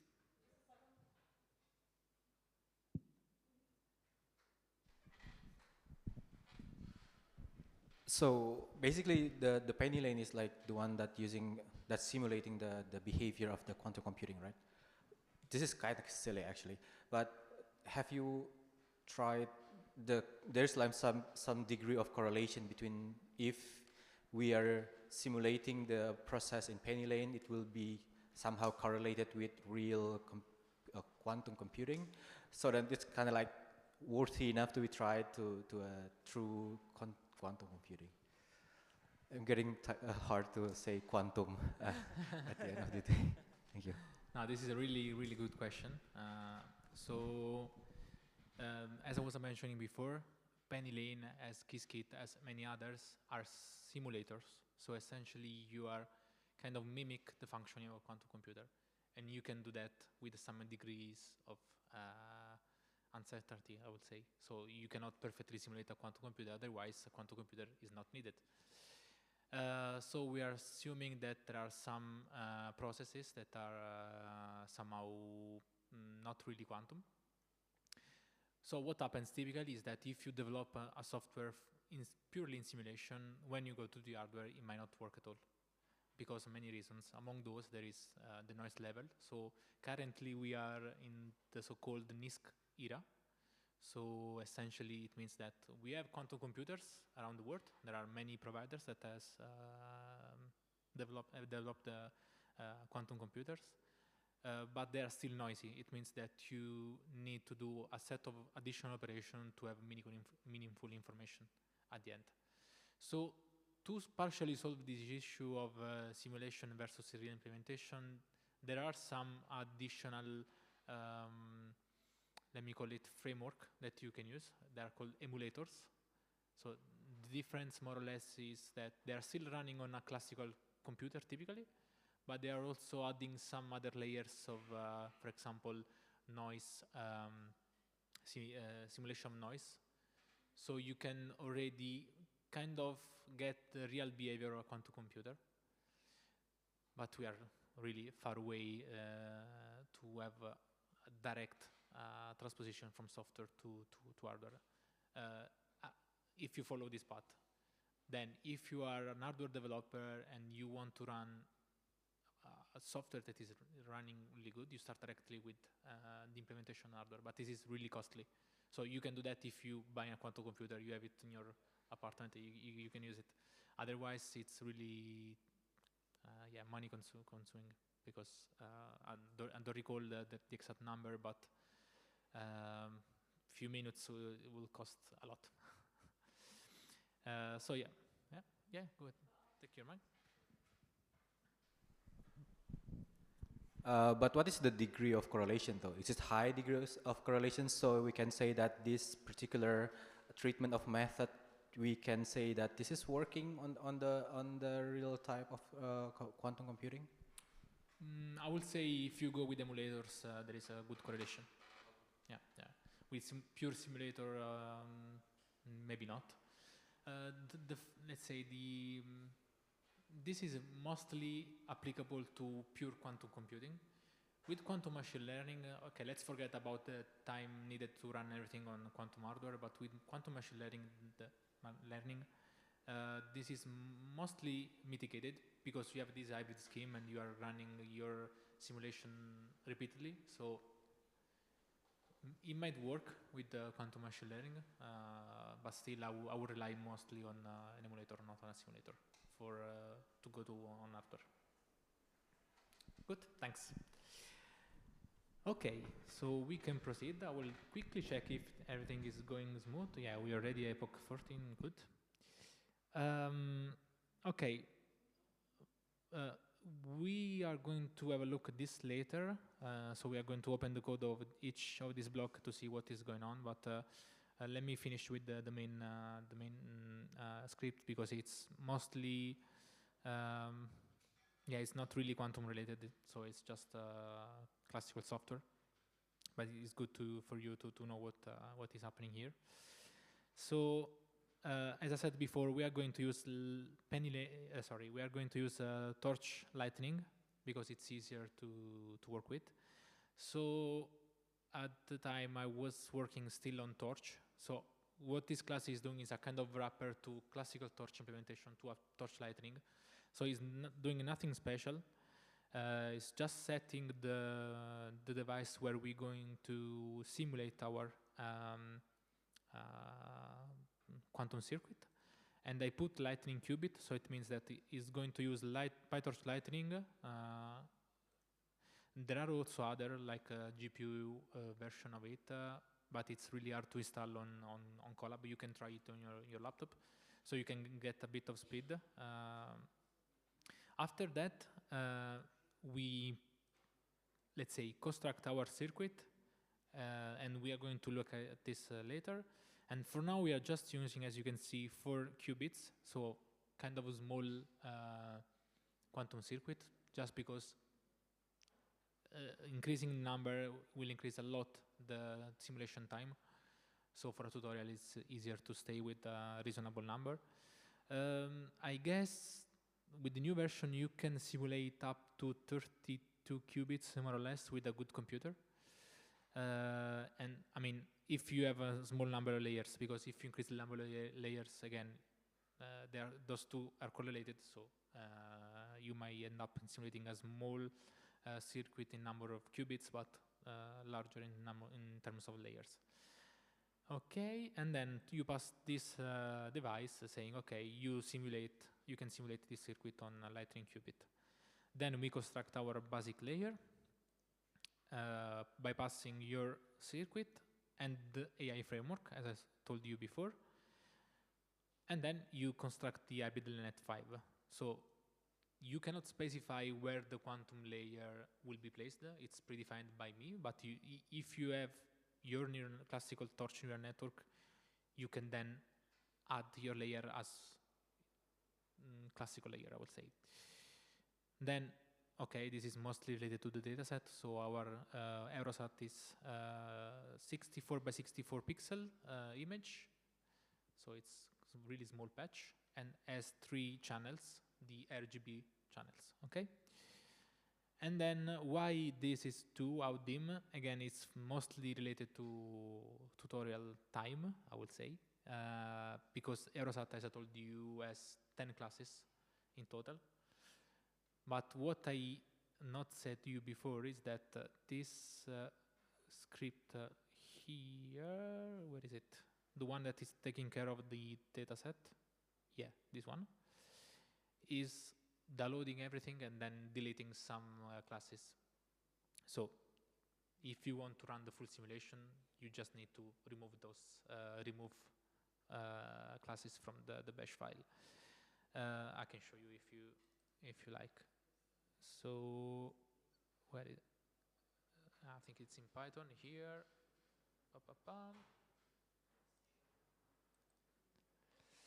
Okay.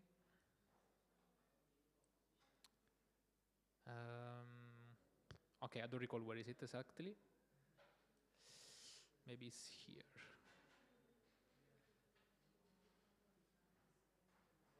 Okay, I remember now. So I put a flag inside the data loader. Okay, anyway, there is a way to remove this limitation. It's just for now to run it faster. Maybe later, if you have a question, we can check, but let's proceed with the tutorial now. Then, loss is something typical for a neural network. We are going to use a classical optimizer, so Adam in this case.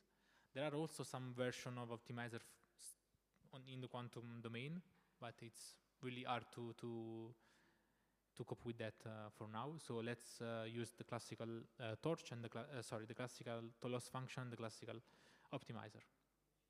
Then the rest is quite classical. So the forward function is just taking the input, the image input, and applying the model. Training step and validation step, if you see, they are kind of similar to each other. Essentially, you are loading your input image and your label. You are applying your model, calculating the loss, and print some basic information like train accuracy, train loss, and so on. And here at the end you have the Adam settings, kind of basic, nothing special here. So the focus is more on the quantum part. And the rest here is just to, yeah, we have several imports that are repeated, but okay, fine. The rest is just to set up the learning of the model. So we have the data module that is loading the images. We have a logger for the more experienced one. You can access TensorBoard and see what is going on to your model. Then we have a checkpoint to save time by time both the model's weights and also some other information. You construct your model and you start the training. This is more or less the full pipeline. Or now we are, sorry, I switched to Italian for a second. Now we can check actually what is going on with the core of the quantum component. I think it's most interesting for you. Before we go on, you can confirm that it's running, right? What's on your side? It stopped? No. It's working? You got good numbers? Wow, I got to 100%. Okay, this is mostly numerical issue, so don't trust it. Okay, this is good, really good that is working also on your side. Okay, so I think this is it for the main code. Now, before we go to the functionalities, I will show you the platform I was talking about before. So to access it, you should sign in to the IBM. You go to IBM Quantum Composer. The first link here, I'm already a user of this platform. You can sign in. And this will help you in, let's say, building your circuit and understand what is going on actually configuration that you have. So for example, let's implement the one that is inside the paper. So if I recall correctly, we had 4 qubits, and to add the new qubit, you just click on here and click on add. So each line here represents a qubit.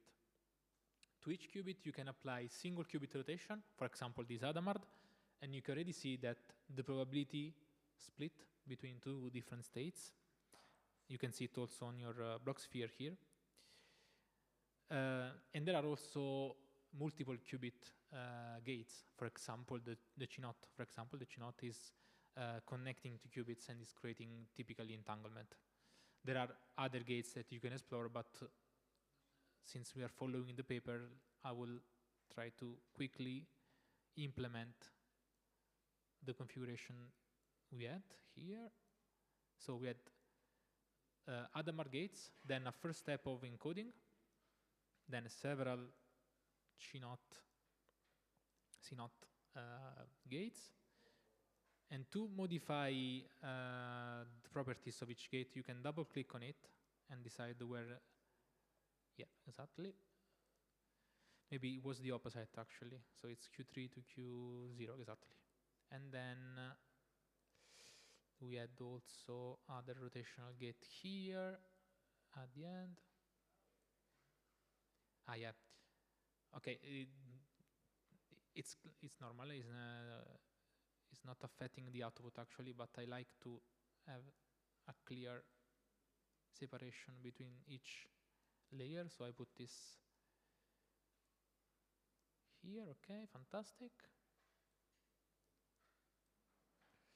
Okay, and as you can see, look at this monster here. So what is going on is we are projecting our information to multiple states, I would say. What I forgot to tell you before is that this circuit is meant to have two main parts. So one is for the encoding, this first layer, and then we have some free parameters. Now, if you can see, there is half pi here because it's default value, but in our neural network, this is a parameter that we can tune, that we are tuning actually. So maybe if I open the paper, it's easier to follow. You see here we have some theta that are tuned during the training of the model. So it's kind of really a copy, more or less, of a classical MLP. So you have, instead of having connection, we have gates that are applied between qubits, and then you have some free parameters that are tuned during the training. Then here it's kind of automatic, but there is also typically the, okay, the page seems to be broken. Okay, you see this little item here. So it's the gate to measure the state of a qubit. I don't know why I cannot, yeah, it's not working. Mostly because I'm on Firefox with Linux. Okay, no, this is not the right one. So this one is actually measuring the quantum information and coming back to classical information. And you can see now that you still have these probabilities, but the state collapsed to one element. And this is classical. When you measure, you lose the, as Silvia was saying before, you lose this huge mapping. So yeah, and this is it regarding the platform. So you can play with the gates. We started from the literature, obviously. So we have not invented the circuit itself. It might be a good research line, I would say. So if you, for example, if you know about, it's kind of new, I would say, this, how's it called? Like automatic deep learning. I don't know if you heard about it. So it's kind of software that is, while it's training, is also modifying its structure somehow. So it's not a fixed deep learning model. It's composed of some layers that are muted or added depending on the training itself. And we were thinking about doing this. Actually, we are started a bit working on this. So essentially, having a way of not defining a circuit, because maybe you can put some human bias in it, but having a software that is deciding which gates are most important for that application. Otherwise, you have to either look at the literature or go really on the mathematical side and derive your circuit. And this is kind of hard, I would say. Okay, so this is the composer. You can play with it. I think you have also some free time on IBM, so you can actually run some small code on a real hardware. I think you have few minutes per month free. So there are plenty of tutorials, so you can play and see what is going on. You can run some basic algorithm like, I'm not sure if you can run like Grove or something like that, but for sure you can do quantum Fourier transform and this kind of stuff with that amount of time. Okay, so let's go to the quantum core. And to do that, let me open the GitHub page because it's easier to follow there. So we had no, let's open this one. It's easier because we have also the code here. So angle encoding. So we were using, you remember, basic entangled circuit with the angle encoding. If you click on view source, you can see the code. So you can actually copy one of those and then modify this last part to develop your circuit. What is doing this class actually? So at the beginning, it's taking some basic information like number of qubits and number of layers. This is the basic one, so it's obvious that you have less parameters. So why you need this? One is to build your circuit, and the other one is to also define the size of your weights to tune during the training. And this is given by the number of layers and number of qubits. So the total numbers of weights depends on those numbers. It's easy to understand because if we open again one of those plots, each of these box is a weight actually. So if you have multiple gates with multiple if you have multiple rotational gates, you have a set of weights. If you have a repetition of the circuit multiple times, you have another layer of weights to cope with. Okay, good. Then, this self-circuit is like a wrapper for penny lane. Maybe we can go quickly to it. It's actually here below. It's empty because I don't know if you're familiar with object-oriented programming, but this is defined to in another class, and essentially, yeah, we can go to that later. But essentially, it's predefining a configuration for penny lane, and we go to that later. It's fine. And then we have actually the Q node here, where the actual circuit is written.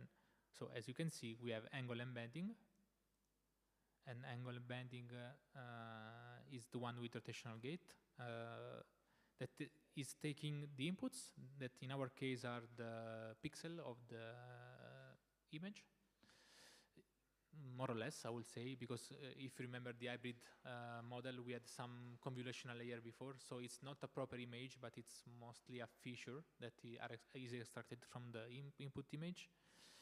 And then you are saying to this angle embedding that he has to spread the rotational gates through all the qubits that we have.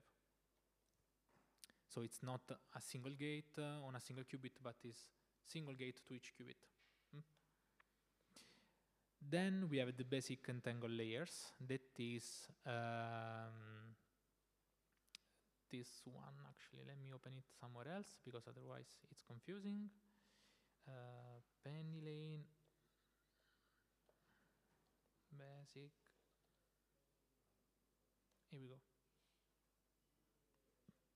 Yeah, one of those is fine. So each of these boxes here is a layer. And inside each layer, you have rotational gates plus the CNOT. This is the configuration of basic entangled layer. You may have a different one. It's up to you to decide. It's derived from the literature or from some mathematical derivation. And for that, again, we are saying that the weights that should be tuned for these basic entangled layers have a specific shape that is defined by the shape here. And those weights are passed by to the Q node because you have to initialize them as you do for classical networks. And then these weights will be tuned and used later. And again, you are saying to the layer that you should spread all of those gates on your qubit configuration. Finally, we have the measurement. So in this case, it's I will not go through all those details, but this is the way you measure your information on each qubit. And you do that by kind of projection, and it's predefined in this case. So it's along the z-axis. You can do it also on other axis. Again, it's another layer of freedom. We are doing experiments with Francesco as well on this part to see which projection is better for a specific application. But for now, let's assume that this one is the classical configuration. Okay, it can seem hard to do, but essentially we are just appending some layers as you do for your neural network. It's nothing super complicated. So this is the beauty of using penny lane, for example, because you have access to really high-level coding structure. With Qiskit, you can go deep.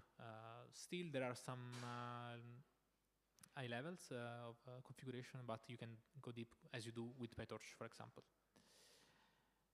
Good. So this is the definition of a circuit.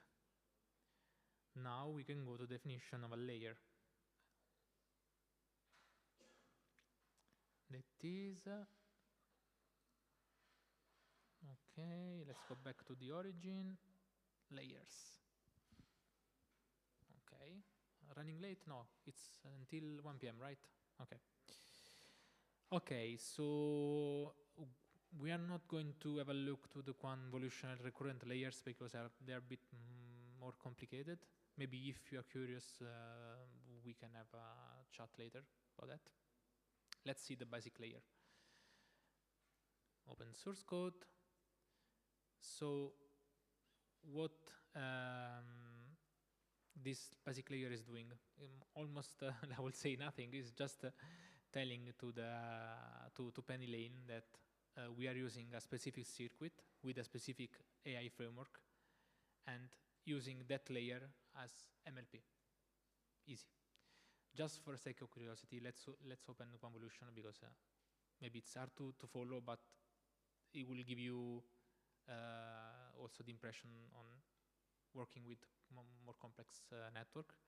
So apart from some initialization that we can skip because those numbers are needed to, let's say, correctly define your circuit in order to cope with images that typically are assumed to be squared, but okay, it's just an assumption. You can also have rectangular images.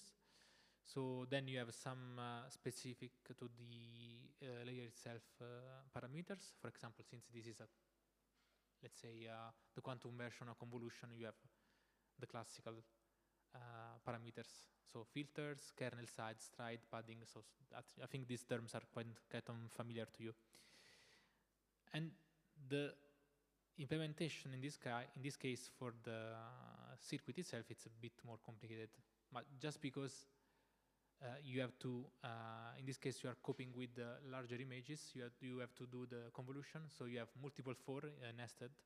One is looping through the batches, one is looping through the channels, one through the pixel axis.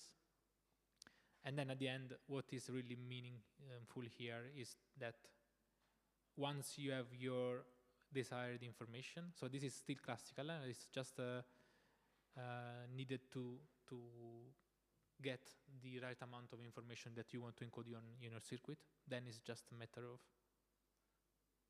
running this small portion of code.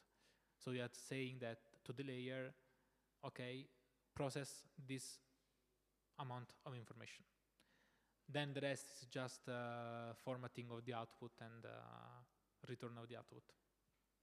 So it's complicated in a way because you have to rewrite your operation to cope with the quantum part, but it's not that complicated because we are not developing the actual software for the quantum computer. So this is handled by the library itself. Okay, I mean the recurrent one, we can skip it, but it's similar. So think about the structure of a recurrent neural network, and then you break it in your code, and when you need to process your information with some quantum component, you take out the information you need, you pass it to the quantum circuit, it will measure the information, give it to a normal vector that then you need to concatenate to your output. Okay, and in the tutorial we also had, let me see if I'm able to find it. I think it's in classification. We had some basic CNN. and I think this is the case exactly. So here we have the hybrid LeNet 5. This is not mandatory, I will say, for the library, because, sorry, for the pipeline I showed you before, because you can write your hybrid models separately from the library. You can use your, I don't know, preferred networks, and then you just place your quantum layers. I did this for the tutorial mostly, so that's why we have it implemented here. But there is really a little to show. The only maybe interesting part that will help you in developing your network is to have a look at this part here. So this is classic. I think you know about that. It's just to calculate the shape of your features. Then you have some classical layers, and then regarding the quantum one, once you pass the Q layer, the quantum layer to your model, it will just take out the actual quantum layer and append it to the network. So if you see to the forward pass, it's kind of, let's say, I would say, you don't see anything related to quantum here. You just see a bunch of layers concatenated. And then somewhere, for example, here, you have some layers that are linked to the quantum circuit. That's it. So also regarding the hybrid part is easy to structure, and it's just a matter of really think about an application and do your best to let an hybrid model working with the application. And I will say that this field is really, really new. We have, I think we are going to publish a paper about the literature, and we are around 100 papers in 5 years. So it's, I will say, nothing compared to other fields. So this gives you a big opportunity because if you want to work in this sector, you have a lot of space to start your research line and publish a lot. Okay, so this closes the code review, I would say. I think we finished with this is not the correct one. We finished with the analysis of the code. Yeah. So we can check now the results. In my case, it finished. Good. So I ended up with a validation accuracy on 98% on 2 classes. I mean, this is, I will say, easy because I selected 2 classes that are kind of easy to distinguish. So, and again, this is made just for the tutorial. So take this result like just as an example. You have to do a lot of more operation to claim some advantages.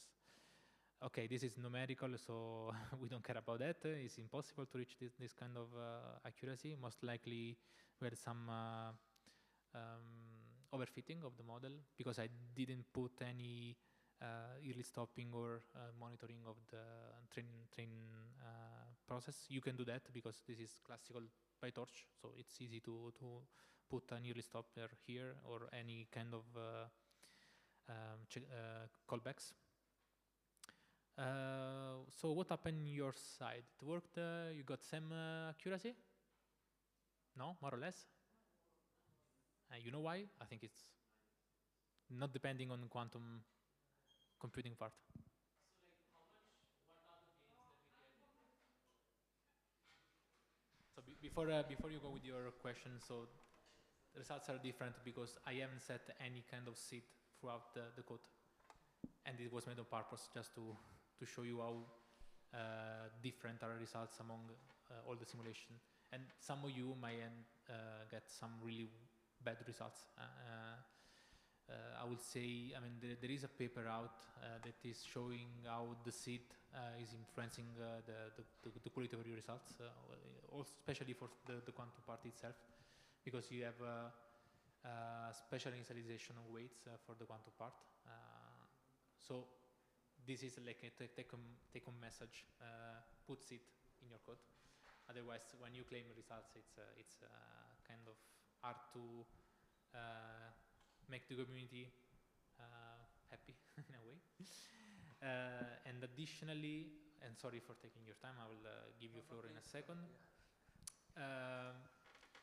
What I wanted to say is that I've not specified this before, but when you specified your circuit, there is another important parameter, and I think I mostly said this before when we were talking about the hardware part, and it's the number of shots. So essentially, remember before I was saying, the quality of results depends a lot on the status of the machine. So we are in the noisy era, the results are noisy, blah, blah, blah.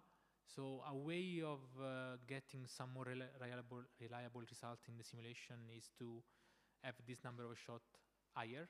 So it's not specified in the code, you're gonna not see here, because this is affecting a lot the simulation time as well. And imagine this shot as a repeating measure of your circuit. So you can average the measure and get a more reliable result. But this is impacting a lot the simulation time, and but it's something to consider if you want to get close to the hardware, actually. Okay, please proceed with your question. Is it working? Yeah. My question was like exactly like what gains did we get here? Like instead, if I had used a naive, just a normal classical CNN, like exactly in this code, we are using less memory. Okay, good question. Good question.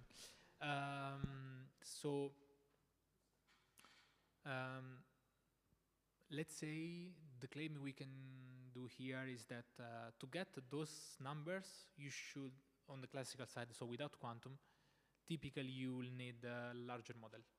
So yes, you are saving a bit of memory, although the simulation is eating a lot of resources because it's a simulation. Well, now, if you have an hardware, quantum hardware, this effort is not anymore needed because it's demanded to the quantum hardware, and then you can have a bigger claim, I would say. So what we do now in preparation of the hardware is just to show how possibly a hybrid model or a fully quantum model can be good when hardware will be ready. So it's everything in preparation to the release of a stable hardware, essentially. Okay. One more question. So we have 10 minutes. Good. You have a question. Another question, and it is related to the accuracy that we got. I think every one of us got a different value because we haven't set this the seed for the training. So how much you get? There's my point. How can you ensure reproducibility being in this having a quantum-based pipeline? Okay, good question. But now I'm curious about your numbers. What you get? What you got with your simulation? 0.96. 96. So a bit less with respect to mine. Exactly. I was wondering if this would happen or not, and I'm happy to see that we can discuss about that. So the solution is to set a seed, actually. We haven't done this. I did it on purpose just to have this conversation. Now, how do you select a good seed? Good question. There is no, let's say, easy answer. So what we have done in the other work is to run several simulations, several seeds, and then show how different it is, the result with different seed. And then this is mostly a software question rather than a quantum-related question. If you think about I don't know if you know about that, but a few years ago when convolutional neural network were not invented but were taking a lot of space inside the research field, there was a similar issue with the seed selection. Actually, in that case was even, let's say, worse, because the initialization of the weights of the convolutional neural network was impacting a lot the result. So they came out with a clever initialization of weights. So I'm expecting a similar thing to happen in our domain. But yeah, my point here was to let you aware that when you run this kind of stuff and when you publish a result and you, let's say, got a nice result and want to do a claim, be sure that you have tested several configurations multiple times, just to be sure that you were not lucky, but actually the code is, and the quantum part is really doing its job.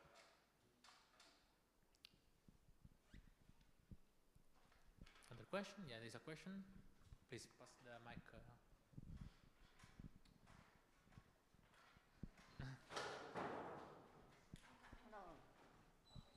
Thank you very much. Yeah, my question, I think I tried to ask this question to Professor Ullo before. It's regarding and also I think that you tried to talk about this a little bit during your presentation. It's about the computational graph during the backpropagation with the gradient. Like with this quantum computing module, like when the backpropagation is doing, is there any issue, or maybe this might be a very low level of abstraction which is fixed or checked or done in the API, but like, is there any issue, or how do they handle this gradient flow in the computational graph? I don't know if there are any... Yeah, no, it's a good question, so I'll give you some hints about that. So let me start with, let's say, a big promise of quantum computing. So the idea was to that quantum computers can somehow, yeah, let me say, do quantum tunneling, so reach the real local minima. And this is the promise. So we are not there still because we don't have perfect machine ready. So again, the full story that I discussed before is still valid. Then there are some issues similar to classical AI, for example, like overfitting or gradient explosion and so on. You have it also in the quantum part. For example, the gradient vanishing in quantum is called barren plateau, but it's more or less the same phenomenon. So you have a gradient that is almost flat and you cannot navigate through it. Now, again, the promise is that they're gonna be able to let's say, avoid those kind of issues, but we are still far away from that. I don't know if I answered your question. No? Il microphone. Gemina, ripassi il microfono.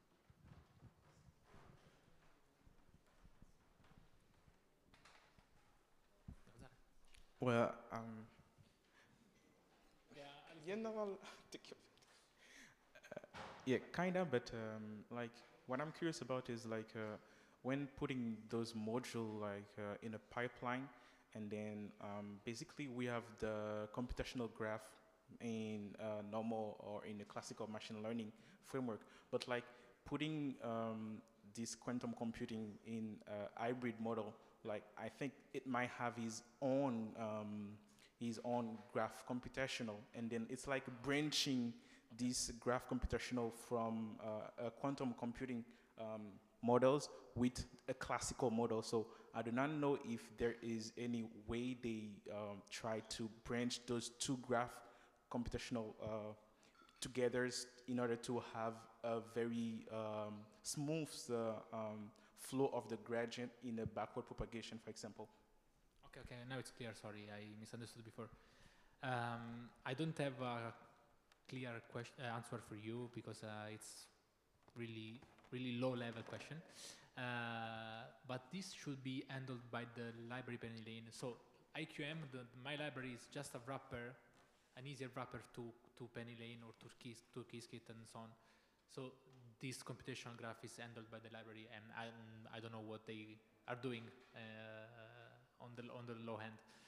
I mean, personally, on the, let's say, really practical side, I never had issue with the graph computation. So, I mean, but this is, I would say, for sure applicable to the simulator. With the hardware, I don't know, because it's hardware in the loop 10, and I don't know what is going on. This is a good question. Maybe we can try to redirect it to developers. They're really nice guys. So, for example, Penny Lane is developed by Xanadu. It's a Canadian company. And if you want, we can write together to, I know some guys, and we can ask those questions if you're interested in this part. Good. Thanks for the question. Yeah, I think if there are no questions, this is it for today.